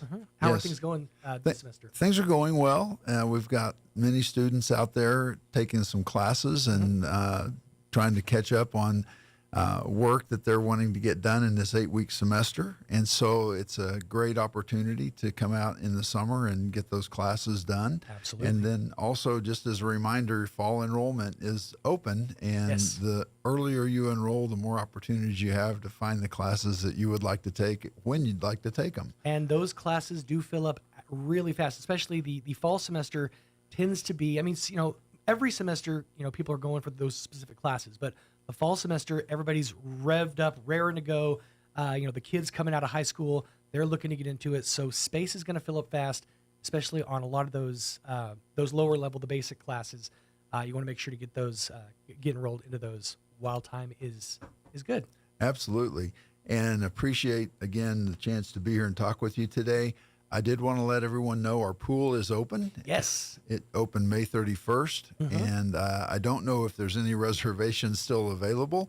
Usually those private parties fill up pretty quickly, but if somebody wanted to call and try to reserve the swimming pool, that phone number would be 575-624-7250, and that would be Frances Dubiel's phone number. Again, 575-624-7250.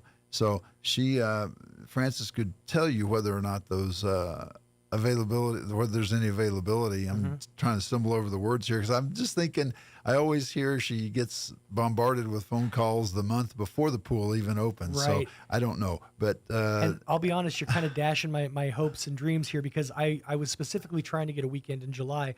And I haven't done it yet because we were waiting, for paydays to align. Sure. So to speak. Well, I'll make a phone call right after this interview. Give it a try and see what happens. Again, let me try it one more time. It's 575-624-7250. I'm screwing it up. That's okay. 575-624-7250. 7250. That's it. Yes. And it's an awesome pool. If you haven't been out to the Enemy Roswell pool in a while, they've made some amazing changes to it, some additions.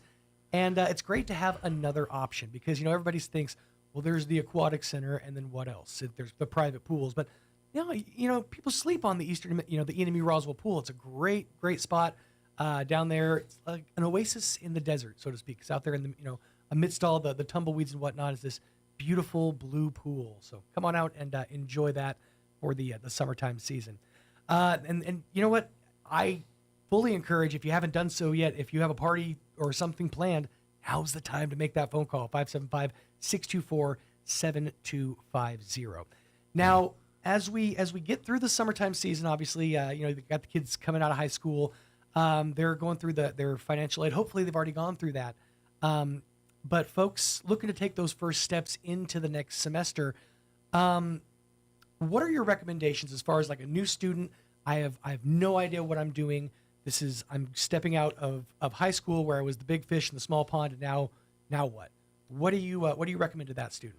I would contact our student affairs office, and you can do that at the main phone number, which is 575-624-7000, and just get an appointment with an advisor and talk with the academic advisors, find out what you might be interested in, see what courses are available that you want to pursue.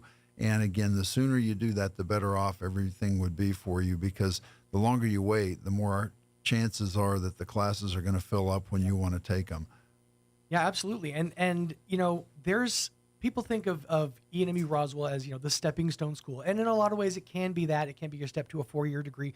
But there's a lot of amazing, amazing programs that people forget about out at Eastern. Whether you're looking to learn graphic design, whether you're looking to learn aviation maintenance, whether you're just trying to get a certification, they've got so many great programs that can get you ready for the next steps, ready for success in honestly as few as a year to 18 months, honestly, in some of these situations. We have quite a few semester-long certificates and then the year-long certificates, as you're mentioning. And so there's many options where you can come out, spend a semester with us, get some job skills, be able to go out to the industry and work.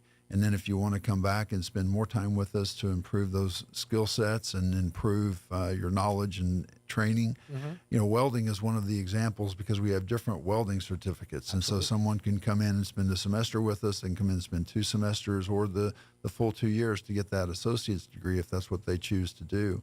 I think also I want to mention that we do have workforce training going on. And so if you call that main number, again, 575-624-7000, and you ask to talk to Chris Bullard, he's in charge of our commercial driver's license program and our other workforce training programs. We have that CDL program running every 5 weeks. Yes. And the cost right now, because of state funding, is $500.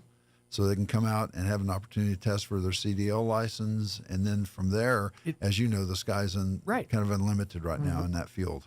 Just absolutely open field right out the door. As soon as you get that CDL certification, you can go work for any number of places, whether you're, over the road trucking, whether it's, something local, just even machinery. That CDL is your first step, and you can get that in as little as 18 months at ENMU Roswell. You actually reminded me when you said Chris Bullard. That's another phone call I have to make, because we've got some really cool camps happening this summer for the kiddos. One of which is coming up next month. It's a combination. I believe it's over the course of 2 weeks. It's a Minecraft modders camp and a Roblox coders camp. So the Roblox Masters, which you're talking about, July 7 to 17, and I think that includes the Mind. Yeah, camp so it's as I talked to Mr. Bullard about it. He said it's split up into 2 weeks. I believe it's actually the Minecraft week is the first week, and then the second week is Roblox and coding, and looking into how to build games. I'm specifically because I'm trying to get my daughter into the camp. Absolutely. So there is still space available. It is I believe $80 for the camp. Space is available, and if folks want to get their kids into that camp, they just need to reach out to Mr. Bullard at, again, the main number, 575-624-7000. They can connect you with Chris and make sure that you get that information. You could also go to our website, which is roswell.enmu.edu, and just see what's available on there. If you go to workforce training or summer programming, you'll see that. Kids College is also coming up in July, July 7th to the 11th. We have been offering some automotive programs this summer, and we're going to do another one next week, and that's going to be torque applications. So if you want to learn how to properly apply torque and torque wrenching, that's going to be happening on the campus again next week. I'm glad that you clarified it was torque, because in my head I heard twerk, and I'm like, I don't necessarily know if I need college level certification twerking lessons. Yeah, I think torque, T-O-R-Q-U-E. Yes. That makes much more sense. We also have some construction going on campus. We have local contractors involved in helping us with a fire suppression system that the community supported a few years ago on a geo bond project. And then also a central walkway project is going on, plus our nursing expansion. And again, we have local contractors involved with this work. One of the big fields on our campus is the nursing field. And so those students come in and they go through the 2-year program with us, and then they're able to get hired locally, or if they want to travel somewhere else. Again, nursing is one of those critical workforce fields. Absolutely. Where they can get out and do whatever they want to do, basically. Especially here in southeastern New Mexico, where there's such a need for staff in medical fields, nursing, as well as like assistants and that whole field. There is such a hole that's needed to be filled there. I will say this: I've made this joke in the past, but when I was in college, when I was actually going to ENMU Roswell, I was dating a nursing student. At least I think I was. That's the joke. You never date a nursing student because the course and the curriculum is so intense, and there's so much to cover and to learn that if you're an actual like studying and paying attention nursing student, it takes it out of you. There is no free time. I was going to say, you might have seen him or her, once a week, maybe, on campus. Yeah, it was like, hey, how you doing? As we walk by, the concourse. But yeah, so never date a nursing student. It's definitely a dangerous prospect. But that being said, it is an amazing program full of the instructors there are top notch, heads of their field, and they can get you the best level of curriculum available today. And that's one of the fields too where you can get into it. You can do the 2 years with us, go out into the workforce with that registered nursing license from the State Board of Nursing. And then you want to pursue the bachelor's degree, you can do that through our sister campus up in Portales. It's online. It's designed for working professionals. and then you can move up through the chain at the hospital or the clinic where you're working. And then that Portales also has the master's in nursing. So we also prepare students, as you know, to go on to finish 4-year degrees or go on to master's or doctoral programs as well by laying those foundations. And that's really the best way to do it, especially if you're a student here in the Roswell area.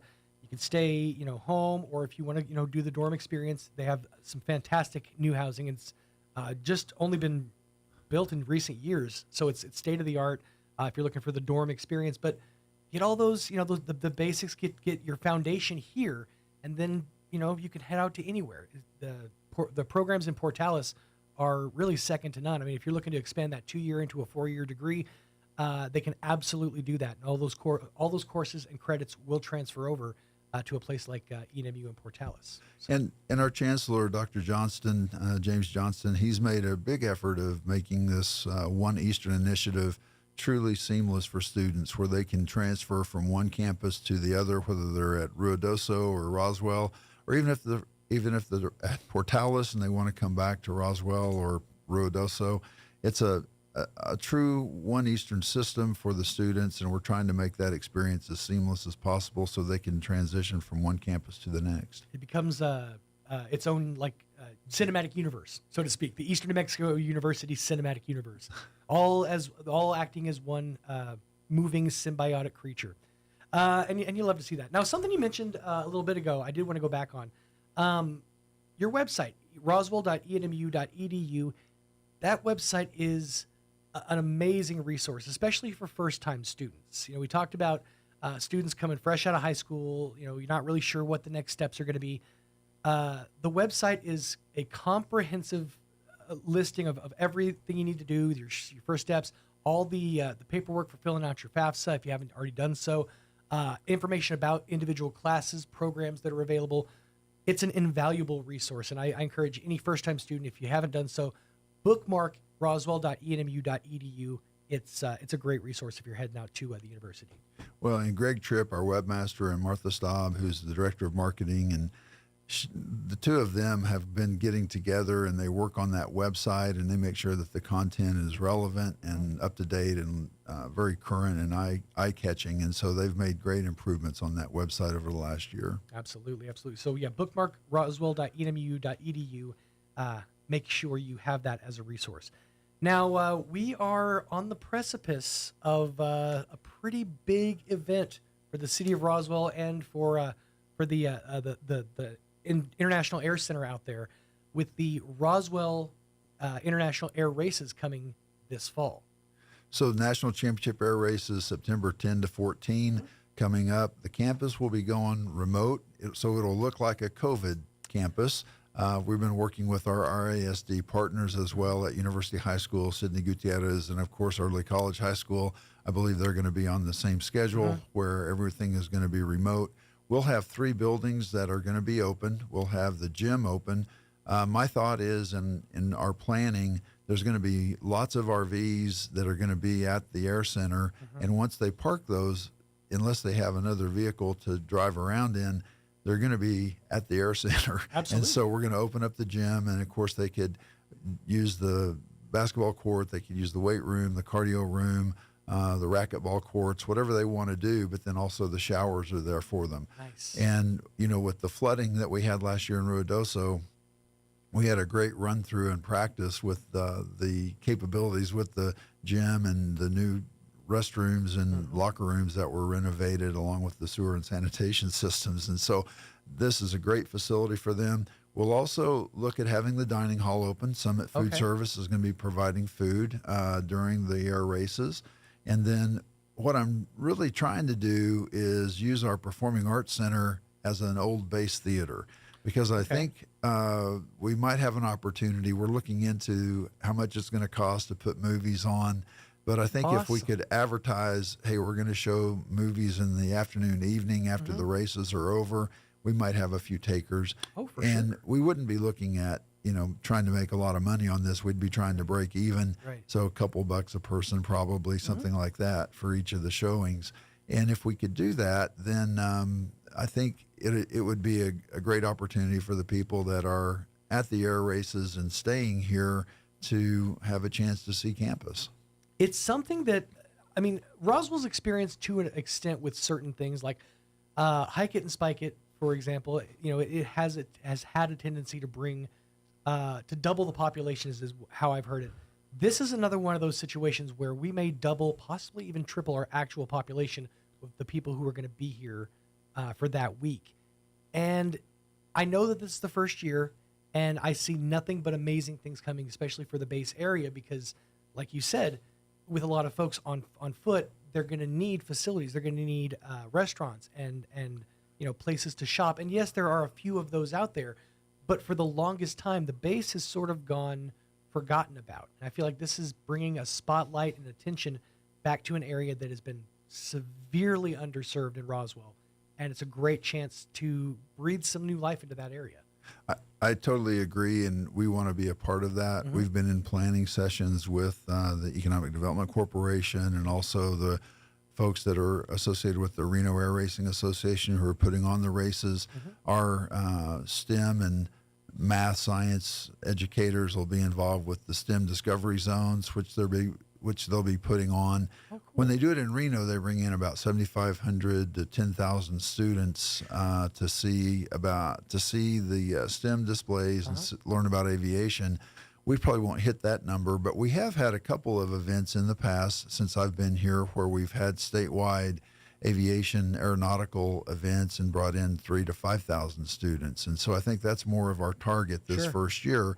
And again, just thinking about the opportunities for folks to learn about aviation, to learn about ENMU Roswell, we're very excited about it to be here. Absolutely. Now, as far as, and Eastern New Mexico University Roswell has a lot of parking space. Are we going to open the lots up for folks to park? Because I heard a rumor that the Ponderosa, which is like a mile and a half away, is opening up their parking lot for overflow parking. So I'm guessing unless they're doing a shuttle service or something else, I'm thinking every free parking space in Roswell is going to be taken by some type of vehicle for that week. The Reno Air Race Association is the organization coordinating parking. Okay. We've opened up our spaces to them. We have about 1,000 spaces on campus to park that are going to be available. And we'll see how that all works out. Right. They have a parking guru, if you will, that does this on a regular basis, and he's been in town a few times and met with our safety and security director, Captain Brad McFadden, and they're working out all of the details where the air races are the ones that are going to be handling this. We're just allowing them to use the space. Absolutely. For sure. Yeah, and that's that's understandable that it's its own entity. But that's, you touched on something there that kind of made me chuckle.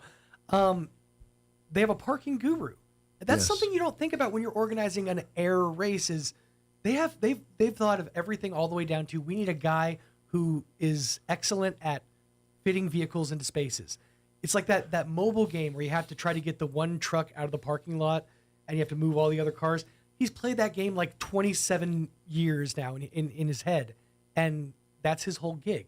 But that's the level of professionalism and excellence that the Reno Air Races is bringing to Roswell. Absolutely, and you think about that.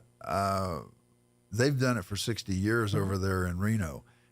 It's the first year here. So really it's the first year for us, but for them, it's a continuation of what they've been doing over there and just adapting what has been in place and moving that here into Roswell. It'll be very interesting to see how this first year goes, and I think we're going to learn a lot of lessons from this first year. But that's September 10th through the 14th is when that goes down.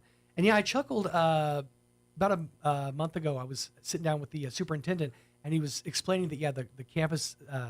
Roswell Independent School District campus is out on the base. We're going to go remote learning.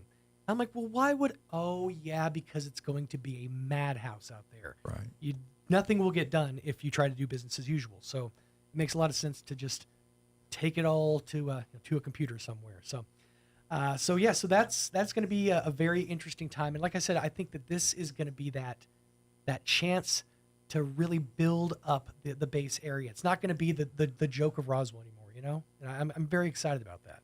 Well, and we're looking forward to the opportunity to be a part of that. And like I said, we're having the dining hall open. The Performing Arts Center hopefully will be open for movies and shows in the evening and afternoon, and then we'll have the gym open for exercise and showers and that kind of stuff. It allows the the facilities to be utilized the way that they were intended, but also it shows that level of community to those folks who are visiting from out of town. That welcome to Roswell. We are going to make sure you have the facilities that you need right at hand. By the way, in the theater, some of the movies that you're showing, you got to show Radio Flyer. Okay. 1992, Elijah Wood's in it. It's a great little family film, and it's about making a wagon fly. It's a fantastic family film. But if you get your hands on it, Radio Flyer is a great one. So busy times for ENMU Roswell, never slowing down. Obviously, with the summer going on right now, fall semester fast approaching. Folks, if you want to, start a new path, start a new career plan, it all really starts with Eastern New Mexico University Roswell. So reach out, get with a financial advisor, get with or a student advisor, and find out those next steps to take. Because ball's in your court. Okay, and thank you again for the time. I just want to do two more brief announcements. I want to thank Hope Morales, who is with Teach Plus New Mexico. She put on a great conference over in Hobbs yesterday. We were in their CTEC building and had individuals from workforce and from the Department of Education and different school districts were represented. We were talking about career technical education opportunities for students and business interactions, and that was a great conference over in Hobbs yesterday. And then also, I just wanted to let people know that the Chavez County Veterans Association is working to get a Huey helicopter remediated. They bought one, and they want to put it on display at the Veterans Cemetery. It's going to be on campus, and our AMT students are going to be able to volunteer to help remediate that Huey helicopter that they purchased. And they're going to be working with different volunteers. I know AirSail is involved with it. Probably some of the other maintenance repair organizations will be involved as well, and our EMT students and faculty. So just wanted to let the community know that the Chavez County Veterans Association is doing some positive things, and we're trying to collaborate with them to make sure that Huey helicopter gets up as quickly as possible. That's awesome, and that's such a cool project for the students to learn about. Obviously, it's. As our illustrious president once said, everything is computer these days. But if you're learning about complex automotive systems of today, it's kind of nice to take a step back and look at this is how things used to be. This is how machinery was put together when it was functional, and that was pretty much it. It wasn't convenient. It was functional, and it's you can't really learn about the technology of tomorrow unless you take a step back and learn about where we came from. So. Yeah. That is really, really cool. So an awesome opportunity for the students out there. Big thanks to the Veterans Association for facilitating that and making that happen as well. Folks, if you want to learn more about degree programs, of which there are many, many degree programs, certifications, and classes out at Eastern New Mexico University Roswell, it starts by reaching out to a student advisor. And again, that phone number, 575-624-7000, or log on to roswell.enmu.edu. Did I get it all right? You did, and thank you again for the opportunity to be here today. Absolutely. We appreciate having you, and hopefully we'll get you back in here next month to settle us all before we get back to the storm that is the fall time season. So absolutely. Thanks so much, Dr. Sean Powell, Eastern New Mexico University Roswell. 18 away from 9 o'clock. Let us get you up to date with some local news. Now for your Pecos Valley news update, I'm Jared Cirillo. An Artesia woman is identified as the victim of a deadly crash in Gaines County, Texas. 31-year-old Miranda Mariah Green died in the Saturday crash near County Road 213 and US 62 at about 7:30 Saturday evening. State police reports show Green was driving behind a semi-truck and was preparing to turn left, but was going too fast and struck the rear of the semi. The report says Green was wearing a seatbelt at the time of the crash, and weather was not a factor. The Curry County Sheriff in southeast New Mexico has signed an agreement to partner with ICE. The deal comes amid controversy over ICE raids in several areas of the country. Sheriff Michael Brockett says he believes the agreement will, quote, be another tool in the tool belt for me to keep my community safe, unquote. The agreement gives deputies authority to perform limited immigration officer duties and serve and execute search warrants on illegal aliens at the county jail. You're up to date. I'm Jared Cirillo. A Greek-Canadian man invented the Hawaiian pizza. His name was Tex Colorado, and he was from Detroit. Here's Mike Winters. And good morning. 17 minutes, now 16 minutes away from 9 o'clock on this Tuesday morning without Mike Winters. Once again, Mike will be back inside your radios this coming Monday, a little bit less than a week from today, so you'll have a chance to get the big guy back in the seat once again. Hey, real quickly, I wanted to put this on your radar because it's coming up 1 week from today, or 1 week from tonight. Head over to Dion's Pizza on South Main and West Wildey because 1 week from tonight, it's community night benefiting the Roswell Genesis Youth Flag Football League. Now, a portion of the sales between the hours of 5 and 8 p.m., those are going to be donated to the group. You can stop by, you can call ahead, or you can order online at dions.com for dine-in or for quick pickup. Big thanks to Dion's for supporting the Roswell community and the Genesis Youth Flag Football Program. That, again, is community night 1 week from tonight from 5 to 8 p.m. at Dion's on South Main and West Wildey right here in Roswell. 15 away from 9 o'clock. Let us get you up to date with the weather. I'm meteorologist Steve Hamilton with your Pecos Valley weather. We have low pressure over the area today, and we're getting some showers and thunderstorms, and some of those storms could be severe. Large hail and damaging wind possible through the day will be in the mid-80s. Some thunderstorms hanging around for the overnight hours, too. Looks like mid-60s, and then a few leftover showers and thunderstorms in the afternoon on Wednesday. A little bit more sunshine will hit about 90. I'm meteorologist Steve Hamilton, and that's your latest forecast. Thank you, Steve. Currently 67 degrees around Roswell Way. Humidity is at 66%. Winds out of the north at about 10 miles an hour with a barometer of 30.10 inches and a dew point of 55 miles an hour. Dewy! It's going to be dewy for the first part of today, but that dew will dry because the sun is out.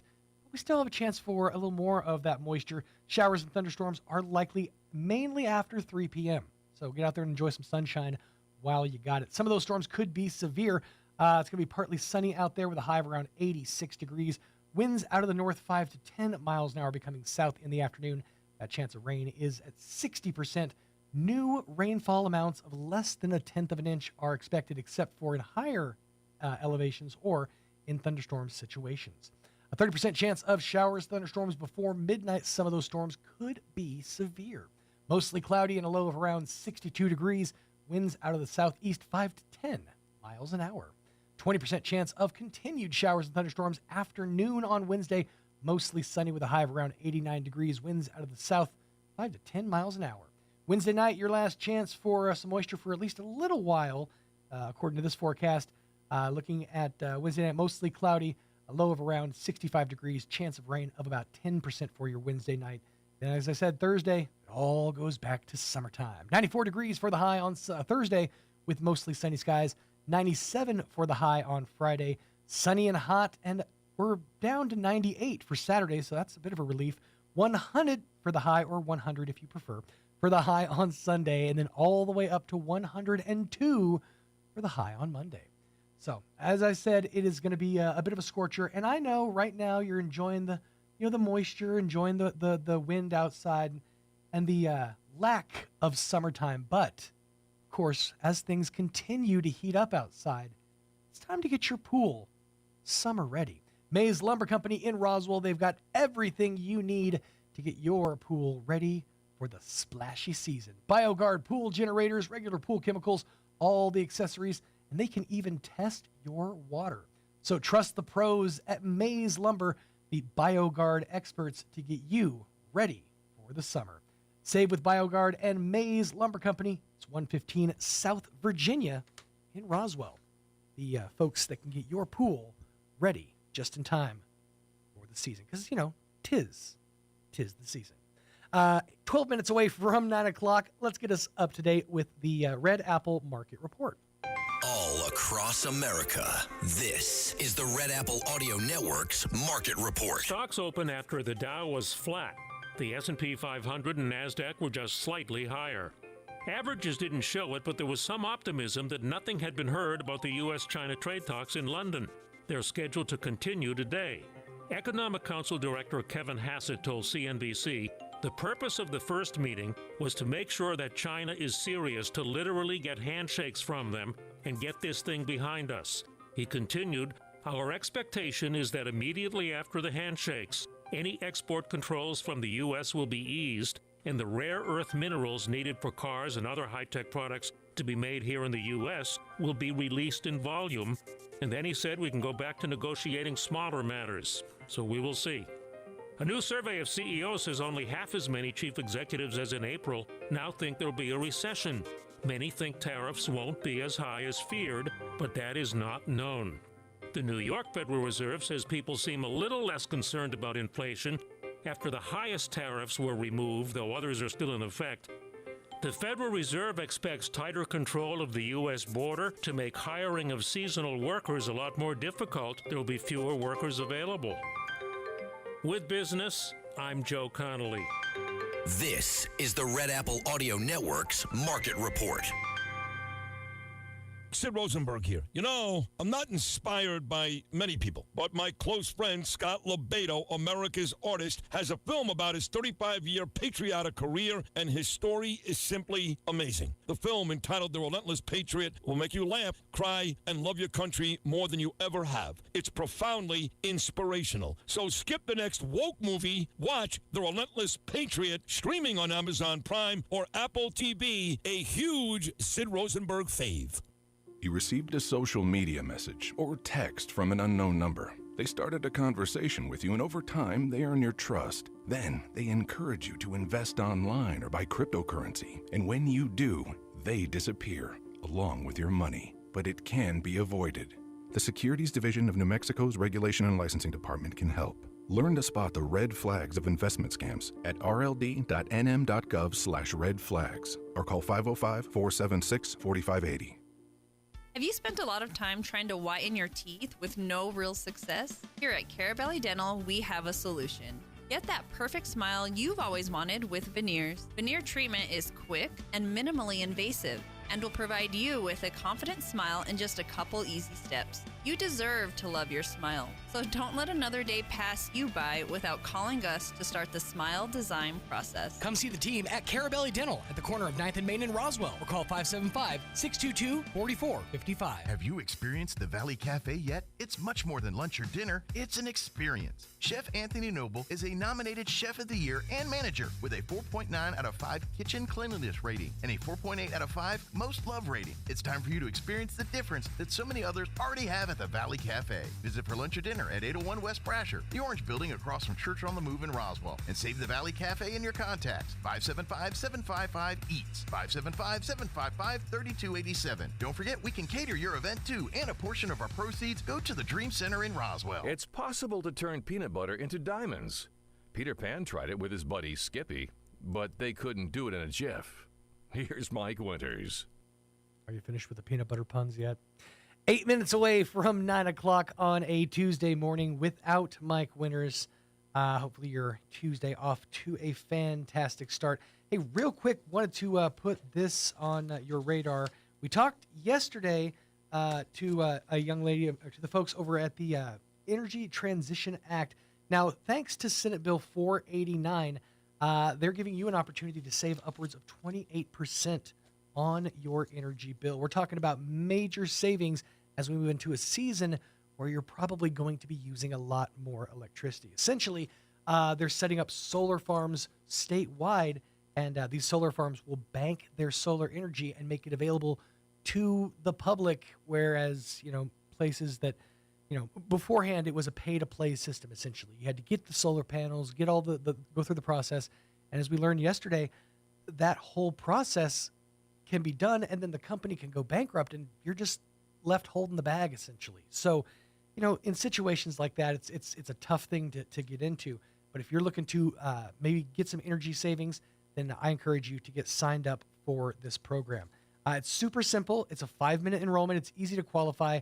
All you have to do is bring your most recent power bill, your electric bill, and it needs to be no more than $100 past due. So get it caught up, and then you can go ahead and apply for these savings. Now, there will be a few questions about income and number of members in the family, but once we get you into the program enrolled, We'll see if you qualify. And as soon as you do, those savings are locked in. So moving forward, those are going to be savings that are applied to you. So space is limited for these benefits. So if you want to take advantage of these benefits, you need to get signed up quick. If you don't, then you'll be put on a waiting list essentially for the next opportunity. Because as I mentioned, more and more of these solar farms are being built around the state of New Mexico. So more space, more energy that's banked will be opened up.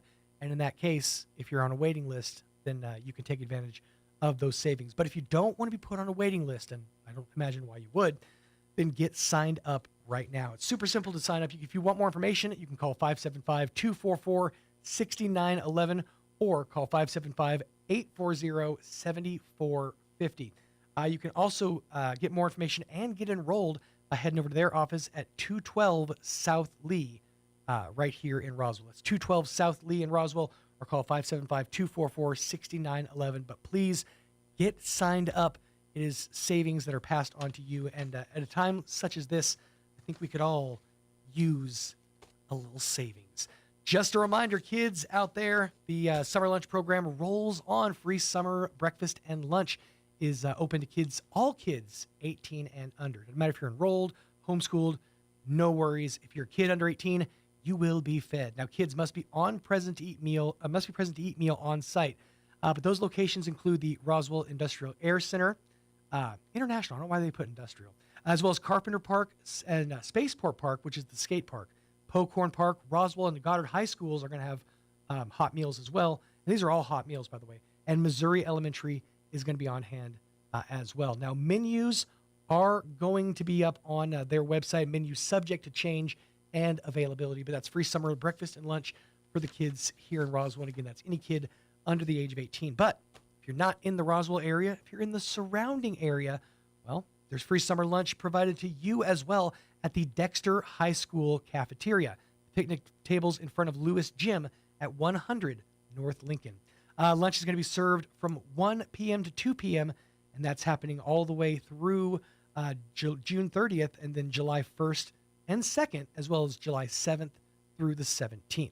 Now, the kids must be on site to receive the meal, and I think they have to sit there and watch you eat it too. I'm not real sure how that works, but bring your kids and they can enjoy free lunch at the Dexter High School cafeteria. Moving on, coming up this Friday, if you're looking for something to break the monotony, as I mentioned, we tend to slip into an everyday is exactly the same situation. And that, it happens for any adult or any parent, especially one who's prone to doom scrolling. You just get into this place where everything is the same every single day. We're just going through the routine. Break that monotony. Come enjoy a movie under the stars this Friday night and every Friday night throughout the summertime season. And that is over at the Rustic Soccer Complex at 1500 North Grand. Already had some great crowds with the first and second week of Shrek and Wicked this last Friday. Coming up this Friday is the live action, let's just call it CGI remake of The Lion King, but not The Lion King. This one is Mufasa, I'm guessing the origin story of Mufasa. I haven't seen it, but if you are looking to, again, break the monotony, get out of the house, enjoy movies under the stars, this is your chance to do so. That's going to be happening at Rustic at the soccer complex right there. As soon as the sun goes down, right around 8:30 p.m. is when we'll put the movie up on the big screen. Of course, there'll be some food trucks out there as well, so you can come out and enjoy a night under the stars with the community and enjoying a movie. They got some great movies throughout the rest of the summer, including next week's Paddington in Peru, as well as on June 27th, The Wild Robot. That one I am very excited for. On 7/11, my daughter's birthday, Elemental going to be on the big screen, and Wish taking over the big screen on the 18th of July. Coming up July 25th, it's The Princess and the Frog and the original Inside Out on August the 1st. And we're rounding out the summertime season the day after my birthday on the 8th of August with Robert Downey Jr. as Dr. Dolittle. So if you like all of Dr. Dolittle except the Eddie Murphy parts, this movie's for you. And if you are that person, what happened to you? Eddie Murphy's the best. Anyways, I digress.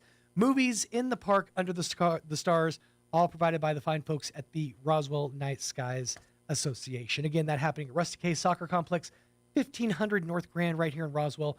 Movies begin at sunset right around 8:30 p.m. And if you want more info, visit roswellnightskies.org. That's roswellnightskies.org. Stay tuned. Next hour, we're going to be joined by the folks from Prince Hall Masonry. That's Heron Williams and Margie Williams. We're going to be chit-chatting about an event they have coming up in the future to do some good. I think that's what we're really all trying to do in this day and age. Everything going all cattywampus. Just trying to do some good. And that's what we're going to talk about next hour with folks from Prince Hall Masonry. That's coming up here in just a few minutes. If you missed any portion of today's program, you can always go back and check it out in its entirety over at ksvptv.com. Just click on the Mornings with Mike Winters tab, and you can check that out for yourself. Again, got the news coming up here in just a few minutes. And then we chit-chatting with the folks from Prince Hall Masonry on the other side of these on Morning Without Mike Winters. Stick around. Your home for Sean Hannity in Roswell. 106.5 Roswell's Talk FM, KEND, Roswell, New Mexico. News this hour from townhall.com. I'm Rich Thomason. To get this under control, more members of the military heading to Los Angeles at the direction of the commander-in-chief. The Pentagon has deployed about 700 Marines to L.A. to help National Guard members respond to protests over immigration raids. The Marines are being deployed from their base in the Southern California desert to protect federal property and personnel. Meanwhile, President Trump authorized the deployment of another 2,000 National Guard members, even as California filed a lawsuit against the administration for trampling on the state's authority. Greg Clugston, Washington. The president says law and order must be restored to L.A., where it was a fourth night of unrest. New York and Philadelphia, San Francisco, and Austin, Texas, among other cities that have seen similar but smaller scale unrest.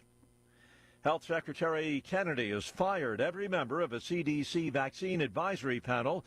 Kennedy says a clean sweep is needed to reestablish public confidence in vaccine science. A massive Russian drone and missile attack has left at least 3 people dead, 13 wounded in Ukraine. Journalists of the Associated Press heard explosions, including the buzzing of drones in different parts of Kyiv for hours. Plumes of smoke were visible over the city as air defense forces worked to shoot down drones and missiles on Tuesday morning. Ukrainian residents took shelter and slept deep underground during the hours-long attack. Correspondent Charles Deladesma, President Volodymyr Zelensky calls it one of the biggest such attacks in the more than 3-year-old war. 8 people killed, along with a 21-year-old gunman, a shooting at a high school in Graz, Austria. Police say the shooter was armed with 2 weapons. On Wall Street, the Dow, 33 points higher. More on these stories at townhall.com. Everybody wants cheap airfare, but where do you find it? You call low-cost airlines. Their prices are direct from the airlines, and they're so low you can't find these fares published anywhere. They specialize in cheap flights, discount hotel rooms, cheap car rental rates, and great package deals anywhere around the world. Wherever you want to go, they can help you get there cheaply and with a best price guarantee. If you want the lowest prices on your airline tickets or other travel services, call now. That's right, call. That's the only way to get these rates. Experts are standing by 24/7 to get you the cheapest airfare and hotel rates available. So don't wait. Call right now for the lowest travel prices anywhere and for great last-minute travel deals, too. Call 866-755-5300. That's 866-755-5300. Again, that's 866-755-5300. Call us right now. A massive drug bust south of the border targeting meth manufacturing in Mexico. 5 properties were raided, which were apparently being used as clandestine laboratories for production of the drug, while photographs released by the authorities appear to show drums of precursor chemicals discovered in a warehouse. With this latest seizure, one of the largest of its kind, it is becoming increasingly clear that President Sheinbaum and her security team have moved on from her predecessor's strategy on the drug cartels. Ex-President Andrés Manuel López Obrador was often criticized by his opponents for running a strategy characterized as hugs, not bullets. The BBC's Will Grant. Off Mexico, Hurricane Barbara continues moving to the northwest, moving away from land after it strengthened from a tropical storm the other day. The storm marked the first of the eastern Pacific hurricane season. National Hurricane Center says swells generated by the storm will affect portions of the coast of southwest Mexico over the next few days. Townhall.com. New York Republican Congresswoman Elise Stefanik, who is weighing a possible run for New York governor next year, blasted Democrat incumbent Governor Kathy Hochul as a hypocrite Monday.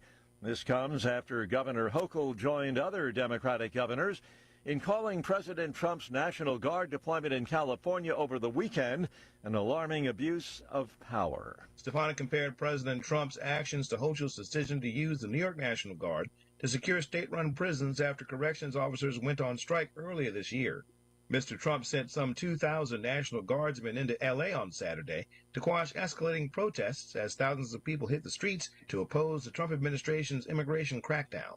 The Democratic Governors Association released a joint statement from Hochul and leaders of other states on Sunday, backing California Democrat Governor Gavin Newsom.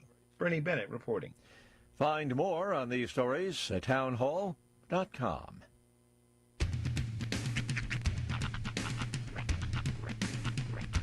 What in the wide, wide world of sports is going on here? I promise you, whatever scum did this, not one man in this force will rest for 1 minute until he's behind bars. Now let's grab a bite to eat. Yeah, come on. I feel the hot wind on my shoulder and the touch of a world that is older. I hit the switch and check the number. I leave it on and then I slumber.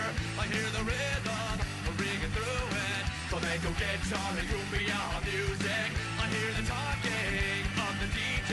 The travel said, what does he say? I'm on a Mexican radio. I'm on a Mexican radio.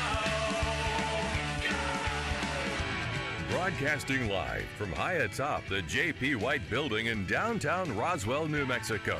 It's Mornings with Mike Winters on 106.5 Roswell's Talk FM. Is that what I sound like when I talk?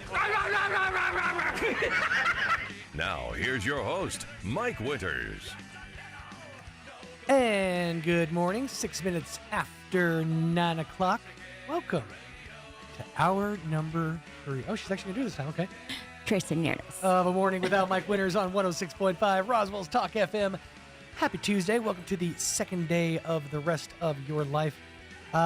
Great little storm we had last night. That was a nice little smattering. I enjoyed the sideways rain.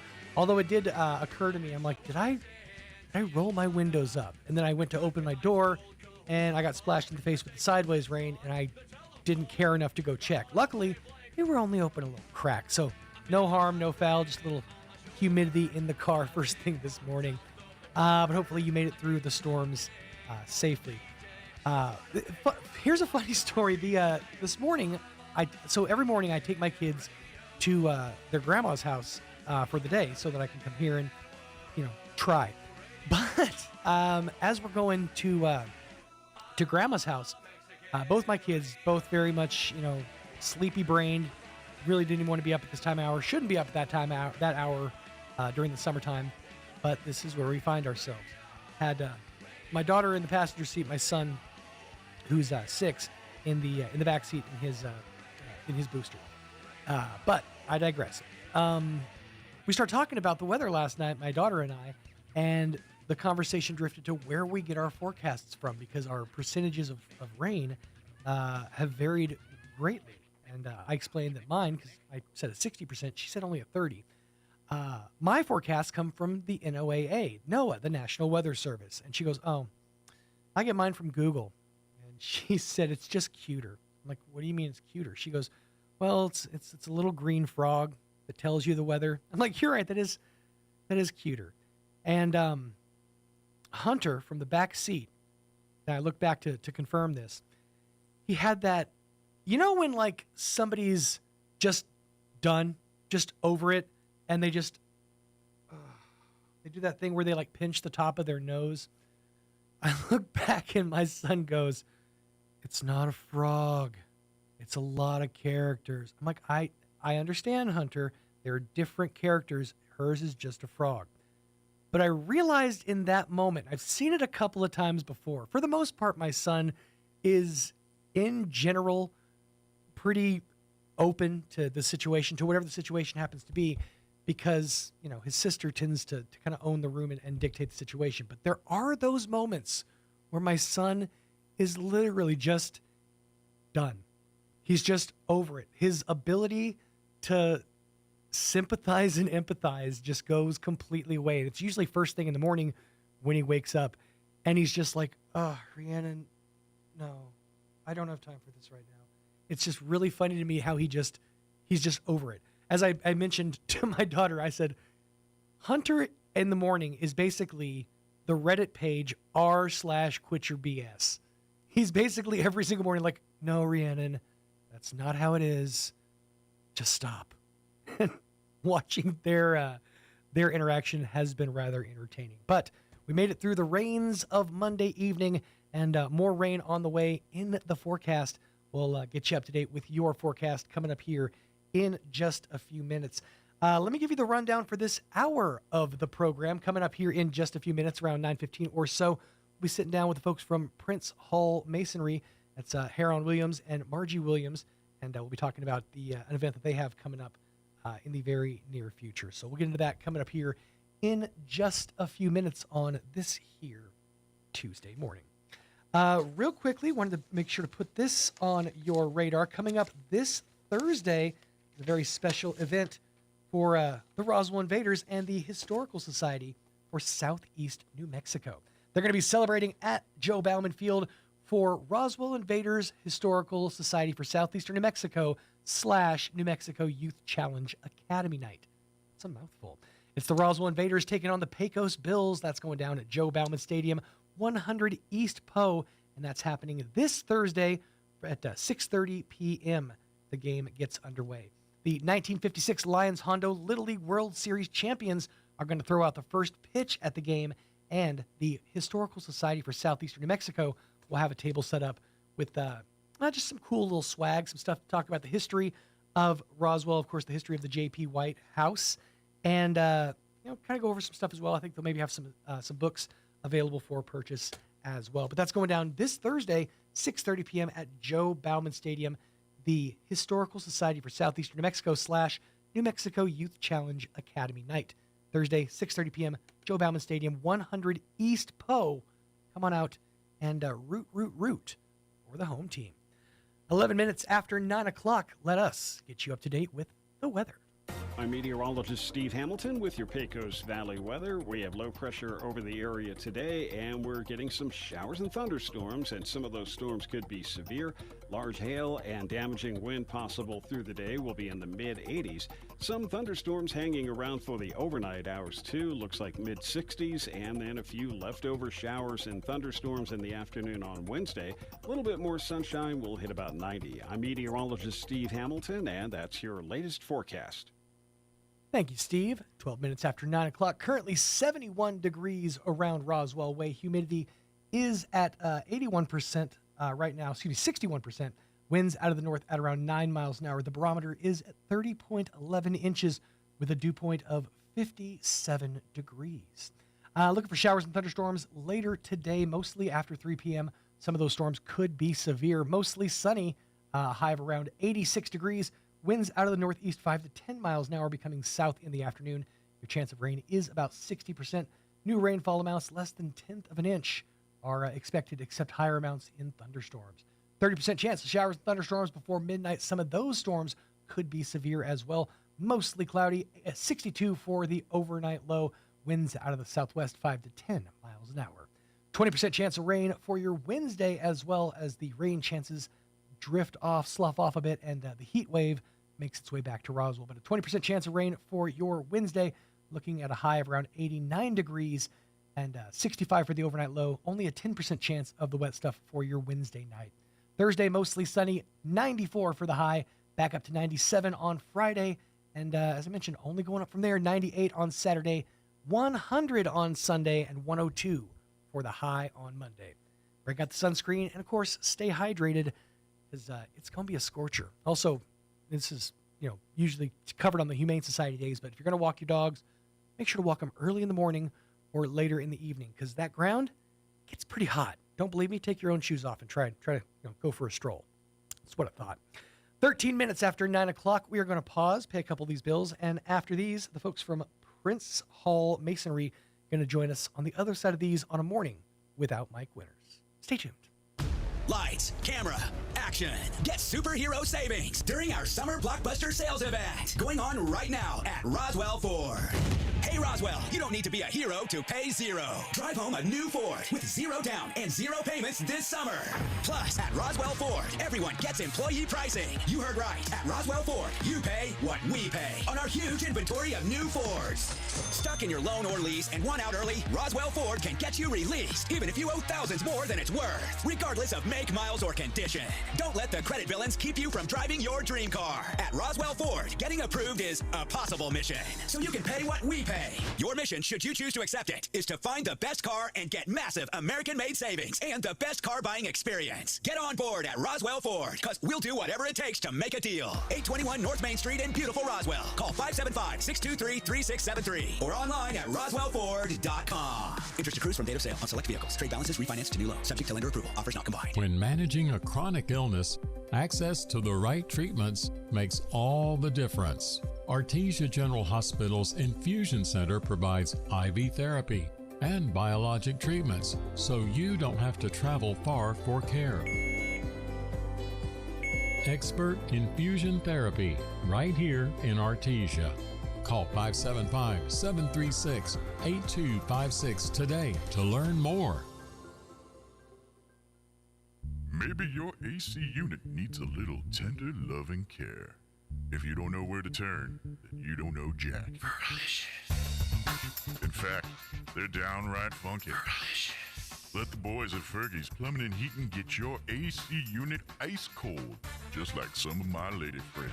Don't let any fool make you lose your cool. Fergie's Plumbing and Heating. If you don't know Fergie, then you don't know Jack. 632-2660.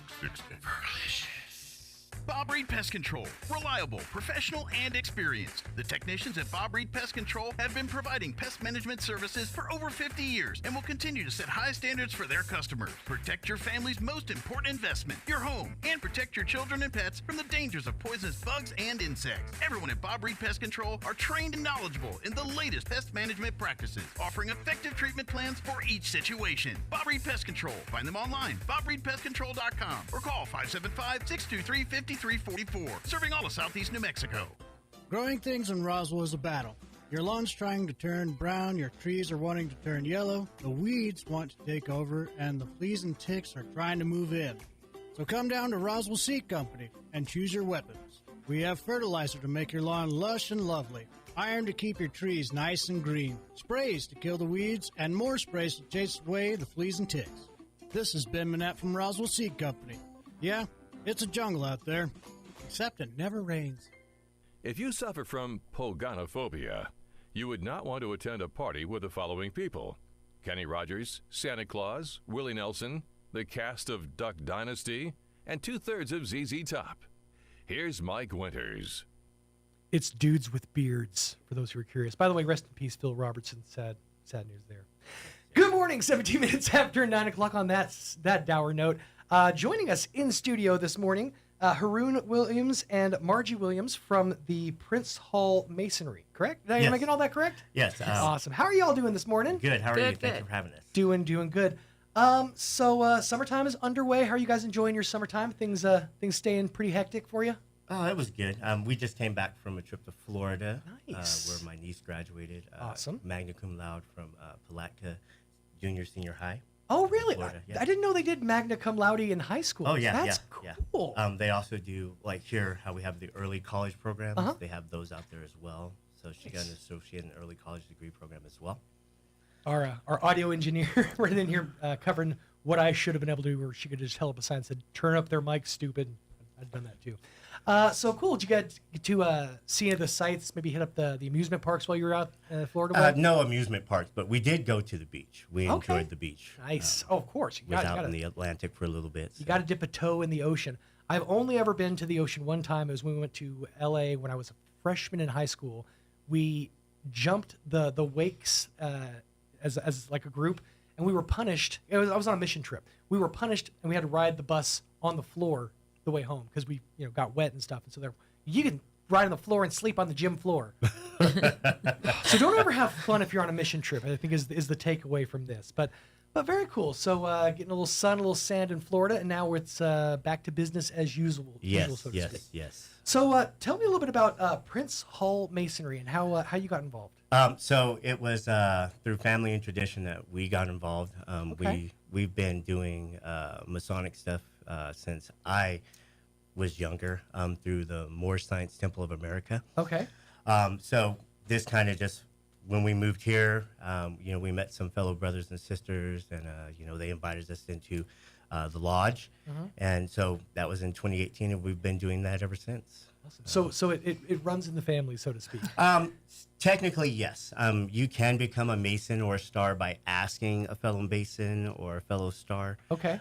But yeah, usually it is passed down through tradition. So genetically, or you have to be recommended by a current Right. member. Yes. Okay. Now, what are some of the tenets of the Masonic Lodge? I mean, you've obviously there's the stereotypes. There's the silly stuff that they're on there dancing around in bearskin thongs or whatever. But I mean, we know that stuff does happen, but not until you reach the 33rd degree. Something like that. So, what are some of the tenets of the Masonic Temple? So, a lot of it is just making men to be better men, and that's through brotherhood and fellowship. Learning how to master yourself when it comes to community and family members, and if you're in a spiritual relationship, God, right? We look at things through the eyes of service, okay, right? What can you do to help your fellow man? Awesome. Right? Most people don't think of it like that, Right. but that's how we operate. Oh, especially not in this day and age. What have you done for me lately? But Right. but this is basically strengthening yourself by assisting others, by being a part of the community. Yes, being of service. Being of service.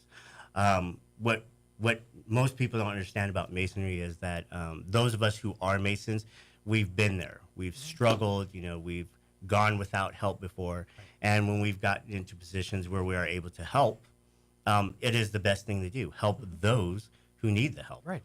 I make the reference all the time that if you look at society as what's happening out in the world as essentially a big glassy pond where right underneath it there's just nonsense. It's just chaos and fires and for some reason Judd Nelson. But then it's a glassy pond. So I always say just take a pebble of good and just throw it in. Make a ripple on top of that glassy pond, because when people see you doing good, they want to also do good. It begets itself. Right, right. And so going out in service is just an amazing thing, and it's great to know that there's organizations like the Masonic Lodge that caters to and helps out those folks who don't have the ability to help themselves right now. Well, we do a lot for the community. Yeah. We provide, as like we're talking about right now with our Dine to Donate fundraiser, the money that's going to come from this fundraiser is going to go to help families in Thanksgiving and Christmas that are not going to have food. Okay. We provide scholarships for youth and young adults. Awesome. We also provide community help for families that are in need. That is some of the things that we do. Most people don't think about, going to the Masonic Temple and asking, but that's what we're there for. This is we're in one of those times, especially here in Roswell, where it's still FEMA's moved on. A lot of the attention has moved on from the floods and from the fires in Ruidoso, and the story, the narrative isn't necessarily about what's happening, but we're still seeing the hurt. Right. We still see the after effects and the pain, and people who are still couch surfing, living with friends and family because their homes are still uninhabitable. So knowing that there's that level of pain out there, and knowing that there's a group that's out there willing to serve, especially when the need is the greatest, that's an amazing thing. So let's talk about this. It's Dine to Donate. It's a fundraising night in conjunction with Texas Roadhouse. I love Texas Roadhouse for doing this. Oh, yeah.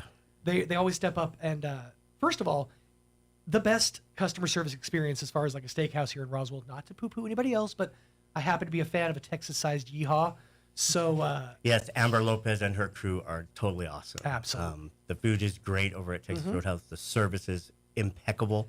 The problem I have with Texas Roadhouse is I'm full by the time my entree gets there. I'm like, bring me the bread, bring me the peanuts. Yeah, of course I'm going to have a bloomin' onion and some fried pickles.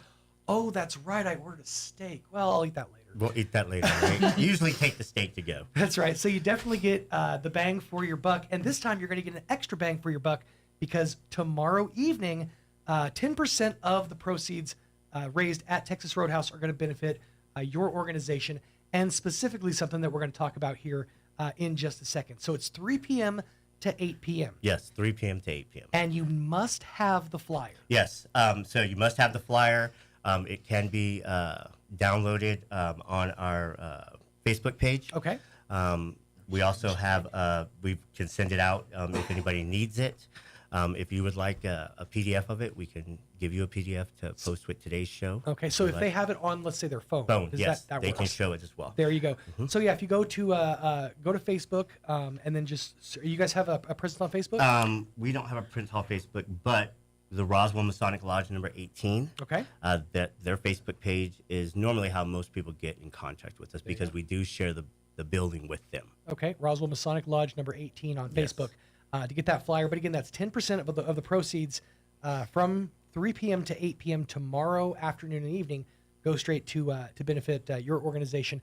Now let's talk about specifically, because you mentioned a little bit ago what those funds are going to specifically, and that's to help out folks around the holiday season. Yes.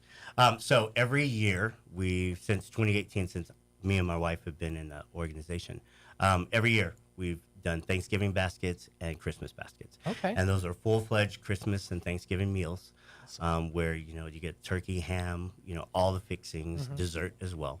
And usually that money comes directly from us, the fundraisers. Yes, it brings the money in. Sure. But a lot of it is donations and time. If people have the time to come help deliver the baskets, that would be great. Nice. Any monetary donations are great. But basically your time is what we're looking for, right? And that's, something that I try to keep my opinions to myself, especially in this sphere, on this station.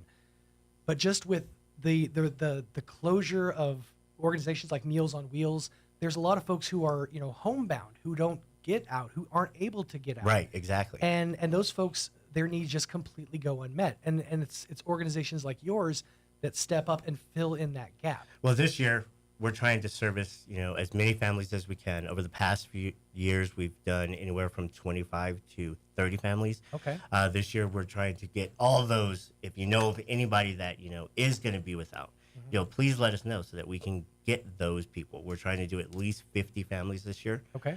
And that includes whether they're single, the elderly, really families that are in need. And I know right now it's kind of hard to. They always say when times are tough and when money's is tight, the first thing to go is charitable donations and advertising. Please don't. But this is one of those organizations that it behooves all of us, our whole community, to keep the funds flowing and to put the money to the best use, which is what you guys are doing with these baskets. So any and all monetary donations that can be made, even above the 10% that's going to be donated here, it's absolutely appreciated, and it's really 100% going to the community. Yes. Nobody's making a dime. Yeah, nobody's making any. We're not profiting off of any of this. It goes directly back to the community because that's what we do. We're here to serve. We came to work. There you go. And that's what we want to do. I love it. So a big thanks to you guys for all that you do. And once again, thank you for having us. Oh, of course. Once again, it's 3 to 8 p.m. Tomorrow night. And that's at Texas Roadhouse there on North Main here in Roswell. 10% of the proceeds are going to benefit this organization, Prince Hall Masonry, and all the amazing work that they do. I love the lore of the Masonic Lodge. I've always been fascinated by the stories of the bricklayers from back in the actual masons that made masonry, and the organization coming together and the origin story, so to speak. So it's great to see that the organization is still going, that chapters are still as strong as they are, and that you guys are out doing some great good. Well, we are. We're here. If you guys ever get to come to our lodge on College Street, you're more than welcome to stop in on the nights that the doors open, I should say. And you can see literally the history of Chavez County in our lodge. Really? Yes, you can see the counties who they were named after. Mr. Lee is in there. Okay. So it's open to the public. Yes, it is That's open to another the thing public to come in and look at the lodge. Yes. That's another one of those, like parts of the lore of it's closed door. You can't come in without your water buffalo hat. And, No. And I'm not trying to belittle the organization. I know this is just how I've always processed masonry. Fun story. I went to church growing up, and at least when I moved to Roswell, at Calvary Chapel, which is over behind Champion Motorsports, which before they became the school was next to that gigantic Masonic lodge. And that always sort of intimidated me a little bit. I'm like, what goes on behind behind that big brick building? What's happening in there? But it's good to know that you guys are open to the public, and it's a chance to connect with the community. Another it great is. way. We do every year. We usually do 2 meet and greets where we have the community come in. We serve food. You get to see the lodge. You can talk to us about masonry and becoming a mason and what it requires. And it really just requires your time and your ability to serve and be dedicated to the community. Sure, absolutely.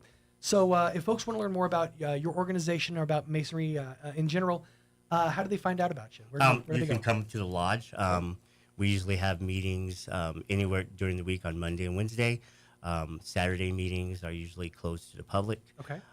Or you can visit our Facebook page at Roswell, New Mexico Masons. 18. Okay. Roswell, New Mexico Masons, number 18. Yes. Now, you said the lodge itself was located on a college? College, yes. 2305 College, West College. 2305 West College. Okay, so if anybody out there wants to check it out, Mondays and Wednesdays, it sounds like that's when you guys are milling about. You can answer questions and guide people in the right direction. Yes, that's correct. There you go. Get out and get fed tomorrow night, folks. 3 to 8 p.m. Texas Roadhouse. Let's pack the building, and let's get as much as we can in donations for these fine folks here. Well, Haroon, Margie, thank you guys so much for your time. Thank you for having us. Absolutely, and thank you so much for your wise words as well. Before we got on, she looked at Haroon and said, "You do the talking." I'm going to turn your mic on. I'm going to put you on the spot. But thank you guys so much for your time. Thank you. We appreciate having you. We appreciate 31 minutes after 9 o'clock. Let us get you up to date with some local news. Now for your Pecos Valley news update, I'm Jared Sorello. An Artesia woman is identified as the victim of a deadly crash in Gaines County, Texas. 31-year-old Miranda Mariah Green died in the Saturday crash near County Road 213 and US 62 at about 7:30 Saturday evening. State police reports show Green was driving behind a semi-truck and was preparing to turn left, but was going too fast and struck the rear of the semi. The report says Green was wearing a seatbelt at the time of the crash, and weather was not a factor. The Curry County Sheriff in southeast New Mexico has signed an agreement to partner with ICE. The deal comes amid controversy over ICE raids in several areas of the country. Sheriff Michael Brockett says he believes the agreement will, quote, be another tool in the tool belt for me to keep my community safe, unquote. The agreement gives deputies authority to perform limited immigration officer duties and serve and execute search warrants on illegal aliens at the county jail. You're up to date. I'm Jared Sorello. Turn up your radio. Here's the Sean Hannity Morning Minute. A one-day, kind of back and forth fight between the most powerful man in the world and the richest man in the world. I'm sorry. I'm kind of nonplussed by it, to be very honest. It just really doesn't mean that much to me, and it seems like that's, what about this fight? Hannity, what are you going to do? You got nothing. And I think it's just unrealistic to expect people that are, used to being in charge and getting their way and admitting, like they did a week ago, that they don't agree on everything. They agree on 80% of things, that they might have a fight. Check out the Sean Hannity radio show later today, right here. Pure Talk, my wireless company, a veteran-owned company, believes every man, every woman who has faithfully served this country deserves to proudly fly an American flag that was made in America And that's why Pure Talk is on a mission to give an allegiance flag, the highest quality American flag made in Charleston, South Carolina, to 1,000 veterans in time for these patriotic holidays. Just switch your cell phone service to Pure Talk. Do it this month, and a portion of every sale will go to provide these high-quality flags, hand-sewn, to the deserving vets. Now, with plans starting at just $25 a month for unlimited talk and text and plenty of data, you can enjoy America's most dependable 5G network, all while cutting your cell phone bill in half. Average family saves over $1,000 a year. You just dial pound 250, say the keyword save now. Pure Talk's customer service will make the switch. Pound 250, keyword save now, support our veterans, and switch to America's wireless company, Pure Talk.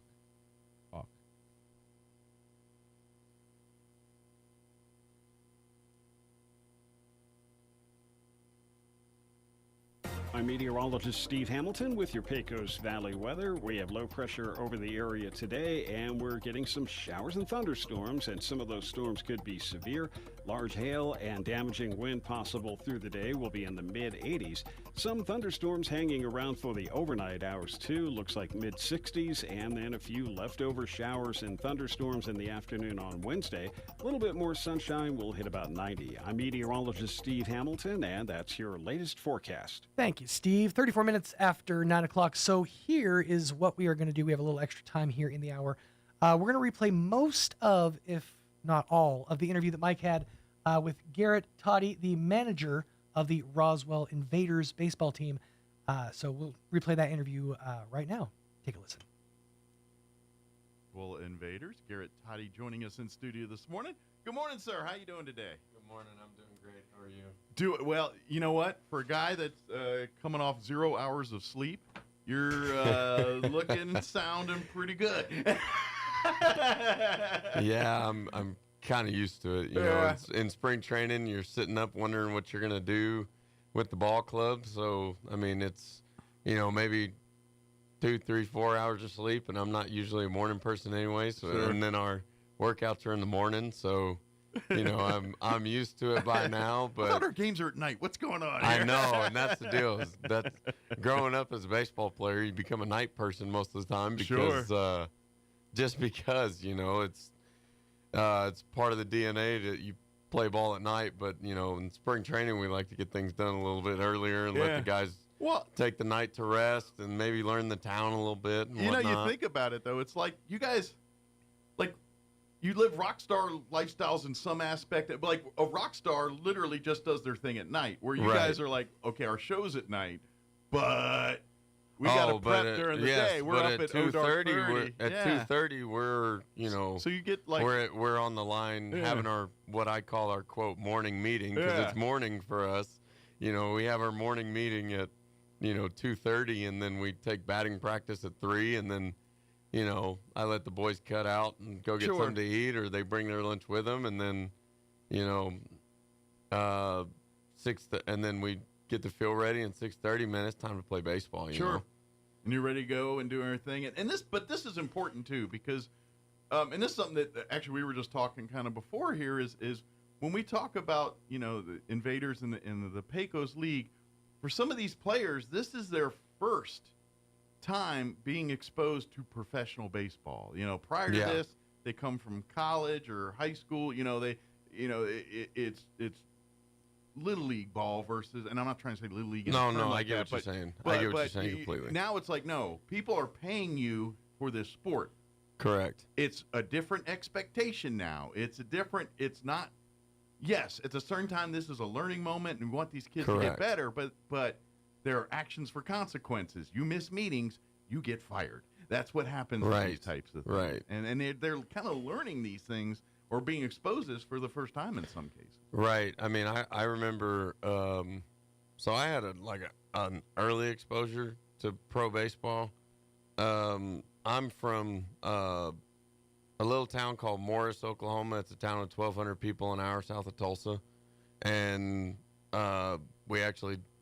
Funny story about that. We don't have a working stoplight in my hometown, which is funny. But I grew up an hour south of Tulsa. We always used to go to Tulsa Driller games, and you know, I got to meet some of the players and stuff, and I got to meet the hitting coach, and one day the hitting coach told my dad have him at the ball field at 2 o'clock. You know, it was a weekend. In studio this morning, manager for our Roswell Invaders, Garrett Toddy, joining us in studio this morning. Good morning, sir. How you doing today? Good morning. I'm doing great. How are you? Well, you know what? For a guy that's coming off 0 hours of sleep, you're looking, sounding pretty good.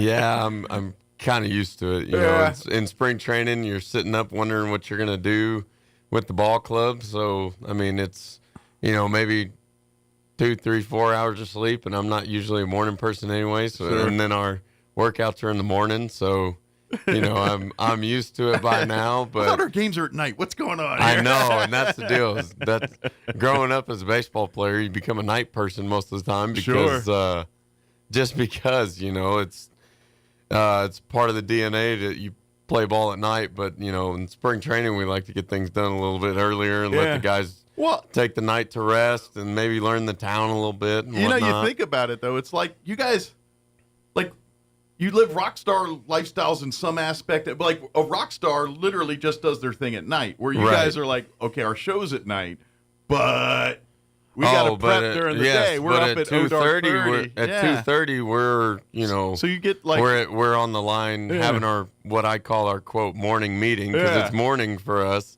You know, we have our morning meeting at 2:30, and then we take batting practice at 3, and then, you know, I let the boys cut out and go get something to eat, or they bring their lunch with them, and then, you know, and then we get the field ready, and 6:30, man, it's time to play baseball. You know? And you're ready to go and do everything. And this is important too, because, and this is something that actually we were just talking kind of before here is when we talk about, you know, the Invaders in the Pecos League, for some of these players, this is their first time being exposed to professional baseball. You know, prior to this, they come from college or high school. You know, it's little league ball versus, and I'm not trying to say little league. No, I get what you're saying. I get what you're saying completely. Now it's like, no, people are paying you for this sport. Correct. It's a different expectation now. It's not. Yes, at a certain time, this is a learning moment, and we want these kids to get better. But there are actions for consequences. You miss meetings, you get fired. That's what happens in these types of things. Right. And they're kind of learning these things or being exposed to this for the first time in some cases. Right. I mean, I remember. So I had an early exposure to pro baseball. I'm from a little town called Morris, Oklahoma. It's a town of 1,200 people, an hour south of Tulsa. And we actually, funny story about that, we don't have a working stoplight in my hometown, which is funny. But I grew up an hour south of Tulsa. We always used to go to Tulsa Driller games. And, you know, I got to meet some of the players and stuff, and I got to meet the hitting coach. And one day the hitting coach told my dad have him at the ball field at 2 o'clock. You know, it was a weekend. And so my dad had me at the ballpark at 2 o'clock, and I got to work with hitting coach and stuff. And next thing you know, I'm missing the first 5 days of first grade because I'm on the road with the Tulsa Drillers in San Antonio in the Texas League Championship. And I'm running around the clubhouse and stuff like that. And I'm getting an early exposure to pro ball. Yeah.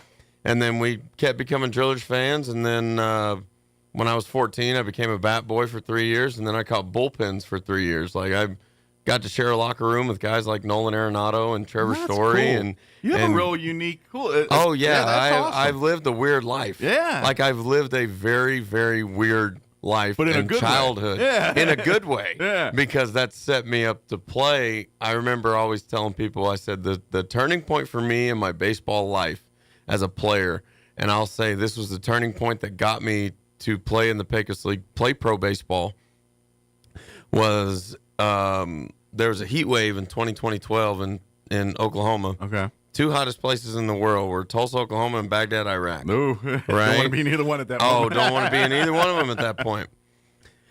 I just got done catching like 4 or 5 bullpens. I'm dripping sweat. All of my friends were going to a concert that night in Eufaula, Oklahoma, and I was like, man, you know, I don't really have a life. You know, I see all my friends at this concert. I'm watching Nolan Arenado taking 120 ground balls in 120-degree heat. and he plays at 7 o'clock that night, I was like, you know what? I ought to quit feeling sorry for myself that I'm dying right now and just understand that I get to be on a pro baseball field every day. Well, and this also kind of, these stories you're telling also kind of proves a point that I think people have. When we think of terms of major sports, the four big sports here, and then you have guys that over the years, like John Kruk, say, "I'm not an athlete, I'm a ball player." You kind of right. I love Krucky, by the way. He's great with that line. But there's kind of there's that image of baseball, and this kind of shows me like, no, this is the part that young people probably realize that at a certain age. It's like, no, to get to the level of baseball, to major league, to get to that level of there is no such thing. You are an athlete. You are working. You are sitting in the middle of Omaha doing in 150 degrees, shagging fly balls and checking grounders 100%. And everything else over and over again. 100%. You get to be on that stage to sit there and chew sunflower seeds. You know what I mean? Oh no! And speaking of the sit on that stage and chew sunflower seeds is the 25th guy on the bench, or 26 now, but the 26th guy on the bench in the big leagues. Yeah. That dude was Mr. Baseball in his hometown. Exactly. And he doesn't ever play, but he was Mr. Baseball in his hometown. He was a rock star there. I'm one of two guys in my hometown, or three guys in my hometown to play pro baseball. I know it's a town of 1,200, but still, like, it's an honor to me, to be able to do that. And it takes a lot of sacrifice, not just from yourself. Sure. But, my parents, man, family vacations was spent at the ballparks, and I have a great sports system in my mom and dad. And, here with our host families, we have a great sports system. And, honestly, I'd like to. Yeah, we need some help there right now. Yeah, no, I mean, like, we have great host families. We would like to have more, sure. Just for comfortability for the guys. Yeah. And just, also too, we have a great group of guys, and I want as many people to experience the players that we have. Meet them and everything. And how good of human beings they are, because, I tell everybody, when you watch baseball and sports on TV, and you think that if you cut them, they bleed oil because they look like well-oiled machines. But when you cut our any pro player, they bleed red because they're humans at the end of the day. And we have a lot of kids on this team, and it's the highest compliment that I can give to anybody that's a baseball player is he's a better human than he is a baseball player. He's a better person than he is a baseball player. And every one of these young men have worked hard to get to this point. Yes, when absolutely. they are at this point, you can't, for lack of a better term, half-ass it to get. No, absolutely not. You have not. to be at the top of your game to get here. No, absolutely and not. And you have to do that to get to the next level too. Right. So to even be on this roster is a show of their character, to say that these young men have work ethics and have a real ability to chase their goals. No, I mean, these kids have worked their hind ends off just to get to a point where me or my pitching coach, Dave Ramsey, give them a call. Yeah. And then they come here and they work even harder to make the ball club. Sure. So it's And that's where you're seeing the effort here. Yes. But kind of, I'm going to steer back before we get there, is right now we do have a need for more host families for this season. The obligation's pretty easy. Basically, if you've got a room to spare, right, with a bed and exactly, and then feed them, feed them and give them a place for them to wash their uniform and clothes and stuff, and everything else. That's pretty much and anything else is gravy on top, Yeah, absolutely. So that's all we're asking, and now. These are young men in their early 20s. In their early to mid-20s, and they are hungry lads. So they're hungry lads. They will be eaten. Yes, they're hungry lads. I'm not going to lie and say that they're only going to want 3 square meals a day, but I'll say that, we do have a great sports system with a lot of those families we have cooking right now. But they all become kind of like in years past, it's almost like having the foreign exchange student where they're still having relationships with these players. Like some of the players have gone on to different levels of baseball. They're still having relationships with their host families from back here in Roswell. So you know what I mean? That brings up another story, man. You're just softballing the stories for me right now. So Trisha Hart, who is our host family coordinator, shout out Trisha, she's awesome. She was my first host mom, and Jerry Hart, her husband, my host dad. They were my first host family in the Pecos League. Roswell was my first team. So they were your welcome to Roswell. Exactly. They were the first people I met when I come to Roswell. And, 2018, I played for, I don't know, maybe 3.5 weeks in Roswell. I got released. I got picked up by California City. The whole time that I'm playing for California City, obviously, I'm busy. My phone, sorry, my phone's going off right now. Usually, I was just about to say I don't always text back all the time. But looks like one of our players are here. Come on in. I see him. I saw him. Benica Papi. Come on in. Come on and have a seat. But, we're just winging it. Just come on in. No. You're good, JJ. So the whole time I was playing in Cal City, Trish and Jerry were keeping up with the box scores and how we was doing. And, we can make it to the playoffs. And I said, congratulations making it to the playoffs, all that. 19, I play for Garden. We come to Roswell. I didn't stay in the hotel. I stayed at Jerry and Trish's house. Because that's what you do. Because they said, hey, anytime you're in town, stay at our house. Absolutely. And, some people are like that. Some people are not. And then, so no one played in 20. 21, we didn't come to Roswell. I was managing Garden City at the time. 22, we didn't come to Roswell. 23, we came 3 times, right? See Trish and Jerry, haven't seen them in forever. And then now, last year in Roswell, Trish and Jerry are my host family again. So you're back living with them. That's yes, awesome. The connections that you make with these kids really are lifelong, and the good character ones. Absolutely. Which I feel like. Did they put you to work like you had to, paint the house or do any of those kind of things? I don't know. They didn't really put me to work. It was more just they could do some weeding if you need it. Hey, here's the deal that I tell my boys is these people have busy lives. The most that you can do for them, do it. And that means taking out the trash. If you use pots and pans, you better wash them, stuff like that. They understand that if they cook, they better clean up after themselves. Sure. If half the trash is their trash, they better take that thing out, even if it's not, right? These people have careers and lives that they go to work during the day. Yeah.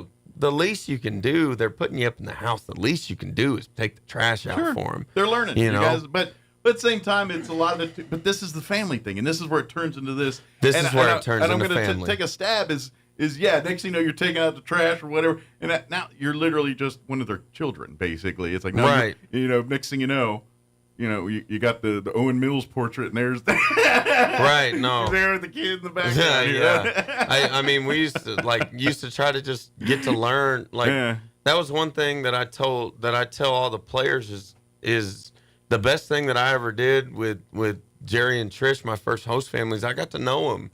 I sat and watched TV with them and talked to them and learned stuff about them, and they learned stuff about me.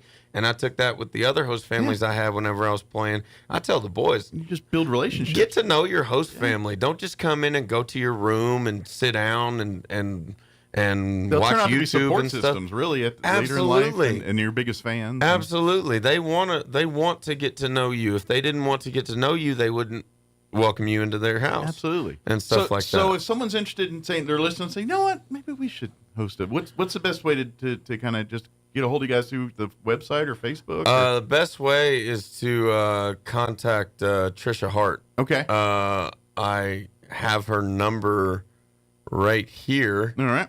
Would we like to put it over the airwaves? Yeah, Are we sure about that? She'd be fine with that. She's usually pretty good about that. If not, she can yell at me later. Contact Trisha Hart. That is the Roswell Invaders host family coordinator. Her phone number is area code 575-317-8513. That's area code 575-317-8513. Very good. And of course, if you're driving, don't remember anything, I think if you go like the Invaders Facebook, shoot a message, someone will definitely feed that back to you or anything like that. Absolutely, absolutely. And I think they'll get a hold of Trish.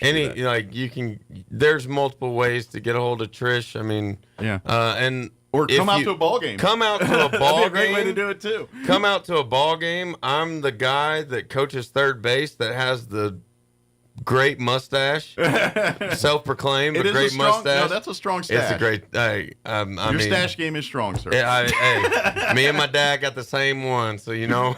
But if you are interested in being a host family and don't know Trisha, and didn't get that phone number, if you are interested in hosting, come to a game. Yeah, I'm on the field. I coach third base. Just please don't come in the middle of an inning and start yelling, I want to be a host family. Maybe wait till he's in the bullpen or in the dugout. Right. Yeah. So, before the game, after the game, just say, hey, I'm interested in hosting. Who do I talk to? If, most 100% of the time, Trish is at the game. If for some reason she is not, I have her phone number and you'll be able to contact her. You'll see her so that there's night. multiple ways. Plus, too, wouldn't you like to, take a look at the player that you might be hosting and stuff at a ball game before you take them on, That's right. Come out into the game. That's the thing. Come see fun it's fun, man. Let's get a chance to introduce our player. Oh, He's been please, patiently, please. quietly talking. He's the best. He's the best. He's the most patient. What's your name, sir? Hello, my name is Ioannis Alexandrov. I'm from Bulgaria, Sofia. I grew up in Italy. Okay. Yes. And I play my last 5 years here in the United States. So how did you end up in Roswell? How did you get from there? I mean, playing ball, obviously, but somebody had to see you somewhere doing something. Tell him who you texted. I text one of my best friends that we live in Miami together and we train together in Miami. Okay. His name is Luis Moreno, that he played here last year. Former Invader. Former Invader, yeah. Oh, so there's the tie. Yeah, he's currently playing in a major level in independent ball right now. I don't know. I text him because I was looking for a job because I was injured for the last 2 years. Before that, I was playing with the Chicago Cubs for 3 years. And he gave me the phone number of Garrett. And he texted me, shoot him a text, and he will definitely get you back. You Gotcha. know? So this is kind of with the injury, you're trying to kind of come back from that. You were at this level, the injury sidelined you, and you're now like, no, I got to work my way back up. Yes. Gotcha. Okay. So I have to re-put the stats back and have to work together with the team and with get the speed coach. back, right? I mean, that's probably the biggest thing is time away. You kind of you have to readjust to the speed of the games. Right. Yes. Yes. Yeah. What position do you play? I'm a catcher and first baseman. So you got bad knees, huh? No, my knees are pretty good. No, hey, I will say this: he is healthy and strong as an ox. I will say that. Well, when you're my age, those knees will be barking. I've never seen somebody lift up the back end of a lawnmower so easy. Something totally weird or unexpected or bizarre happens? Jennifer here again from Trustmark Roofing, and I want you to know that we are always prepared for the unexpected. That's why we always have project superintendent on site at your home at all times to handle those weird, bizarre things as they pop up. Things like an unexpected layer of wood shake shingles under your shingles or rotted out decking boards, problems with flashing or ridges or missing supplies that somebody needs to chase down. These are the kinds of problems that normally grind the crews from other roofing companies to a halt and delay the project. But not with our super awesome superintendent there. He's equipped to handle any problem and keep the project moving along smoothly. Just one more way we do things better at Trustmark Roofing. If you have any roofing needs, call us at 575-755-ROOF or find us online at trustmarkroofpros.com. Trustmark Roofing, we put people first. Join us for an unforgettable evening at our annual fundraiser dinner and auction, The Taste of the Spencer, on June 21st. All proceeds will support the Spencer Theater in furthering our mission to enrich the cultural lives of South Central New Mexico's residents and visitors. Tickets are $135 and can be purchased online at spencertheater.com or by calling the box office at 575-336-4800. We'll see you at the Spencer. Growing things in Roswell is a battle. Your lawn's trying to turn brown, your trees are wanting to turn yellow, the weeds want to take over, and the fleas and ticks are trying to move in. So come down to Roswell Seed Company and choose your weapons. We have fertilizer to make your lawn lush and lovely, iron to keep your trees nice and green, sprays to kill the weeds, and more sprays to chase away the fleas and ticks. This is Ben Manette from Roswell Seed Company. Yeah, it's a jungle out there, except it never rains. Attention Roswell! Due to great success, the first annual Cash for Clunkers event has been extended through June 21st at Roswell Nissan. So push it, pull it, drag it, tow it. It doesn't even have to run. Whatever you got to do to get your clunker to Roswell Nissan. Get up to $5,000 towards new vehicles, including all new 2025 Pathfinders and Armadas. Huge savings on a great selection of vehicles, plus jolly jumps and free lunch Saturday from 11 to 2. Cash for Clunkers continues now through June 21st at Roswell Nissan, 2111 West 2nd. Hi, I'm Chef Anthony Noble at the Valley Cafe located at 801 West Brasher in Roswell. We want to welcome you for dinner 5 to 8 p.m. weekdays, except Wednesday we close at 2 p.m. If you haven't tried our food yet, I hope you come try one of our dinner entrees, pasta, soups, salads, burgers, and sandwiches, and our weekly specials as well. Let me make you great dinner. Visit the Valley Cafe at 801 West Brasher, the Orange Building across from Church on the Move in Roswell. Can't see us in person? Find our full menu on DoorDash, Grubhub, and Uber Eats. Mulan has the highest kill count of any Disney character. When asked for comment, Buzz Lightyear responded, "To infinity and beyond." Here's Mike Winters. And that is going to wrap things up from our end on this Tuesday morning. Remember, if you missed anything, you can see it in its entirety at ksvptv.com or here in just a little bit over on the 106.5 Roswell's Talk FM Facebook page. Back at it again bright and early tomorrow morning. Clay Travis, Buck Sexton up next, right after the news, right here on 106.5 KEND, Roswell, New Mexico. Take care. Good night, everybody. The great one, Mark Levin, is now in Roswell on 106.5 KEND Roswell. Breaking news this hour from townhall.com. I'm John Scott. President Trump defending his decision to send another 2,000 National Guard troops along with 700 Marines to Los Angeles. And the president disagrees with California Governor Newsom's claim the president wants a civil war on the streets of America. I don't want a civil war. A civil war would happen if you left it to people like him